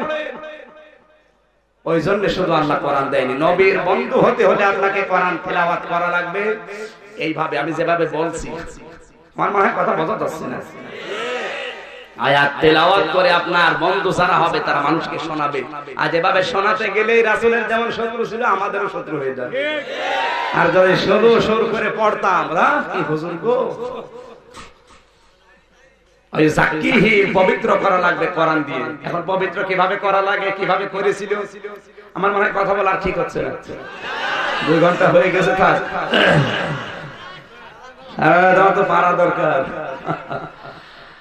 শরীর থেকে না, এত কষ্ট, জার্নিতে কষ্ট, 12-13 ঘন্টা একাধারে গাড়িতে বসে থাকা যাইতে পারে। এরপরে এসে খাবার খেয়ে তুলে নিচ্ছি। 1-1.5 ঘন্টা যদি একটু ঘুমাতে পারতে। গরু দিয়ে আপনি চাষ করবেন, গরু যদি মরে, আমি মরে গেলে ভালো হবে। কিছু কিতাব লিখেছিলাম, তার ভেতরে একটা কিতাব আজকে এসেছে, কোন আমলে কোন জান্নাত, কোন আমলে কোন জাহান্নাম। যারা শিক্ষিত মানুষ তারা নিয়ে যাবেন, কাজে লাগবে। কোন আমল করলে আপনি কোন জান্নাত পাবেন, কোন আমল করলে কোন জাহান্নামে যাবেন, মোনাজাতের পরে নেবেন, এখন না। রাসূলের বন্ধু হওয়ার শর্ত বলছিলাম কয়টা? ব্যাখ্যার দিকে না, আমি শুধু থিওরি গুলো বলে চলে যাচ্ছি। 3 নম্বরে আল্লিমুহুমুল কিতাব, কিতাবের শিক্ষা ব্যবস্থা জারি করা লাগবে। এটা ফেরেশতারা করবে নাকি? আপনি রাসূলের বন্ধুত্বের দাবি করছেন কিন্তু কিতাবের শিক্ষা নেই। যাকিহিম ওয়া আল্লিমুহুমুল কিতাব ওয়াল হিকমা, হিকমতের সহিত কাজ করা লাগবে। এরপরে আল্লাহ বলেন তোমাদের বন্ধু হবে যারা ঈমানদার, আর ঈমানদারদেরকে বন্ধু হিসাবে পেতে হলে 3টা কাজ করা লাগবে। ওয়ায়ুকিমুনাস সালাত, নামাজ কায়েম করা লাগবে। ওয়ায়ুতুনাজ যাকাত, যাকাত দেওয়া লাগবে। ওয়াহুম রাকিউন, আর রুকুকারীদের সাথে রুকু করা লাগবে, তার মানে জামাতবদ্ধ হয়ে নামাজ আদায় করা লাগবে। আল্লাহ তুমি এই 3টা আর ওই 4-8টা বিষয় অনুধাবন করে মানার তৌফিক দাও আমিন। বারাকাল্লাহু লানা ওয়া লাকুম ফিল কোরআনিল আযীম।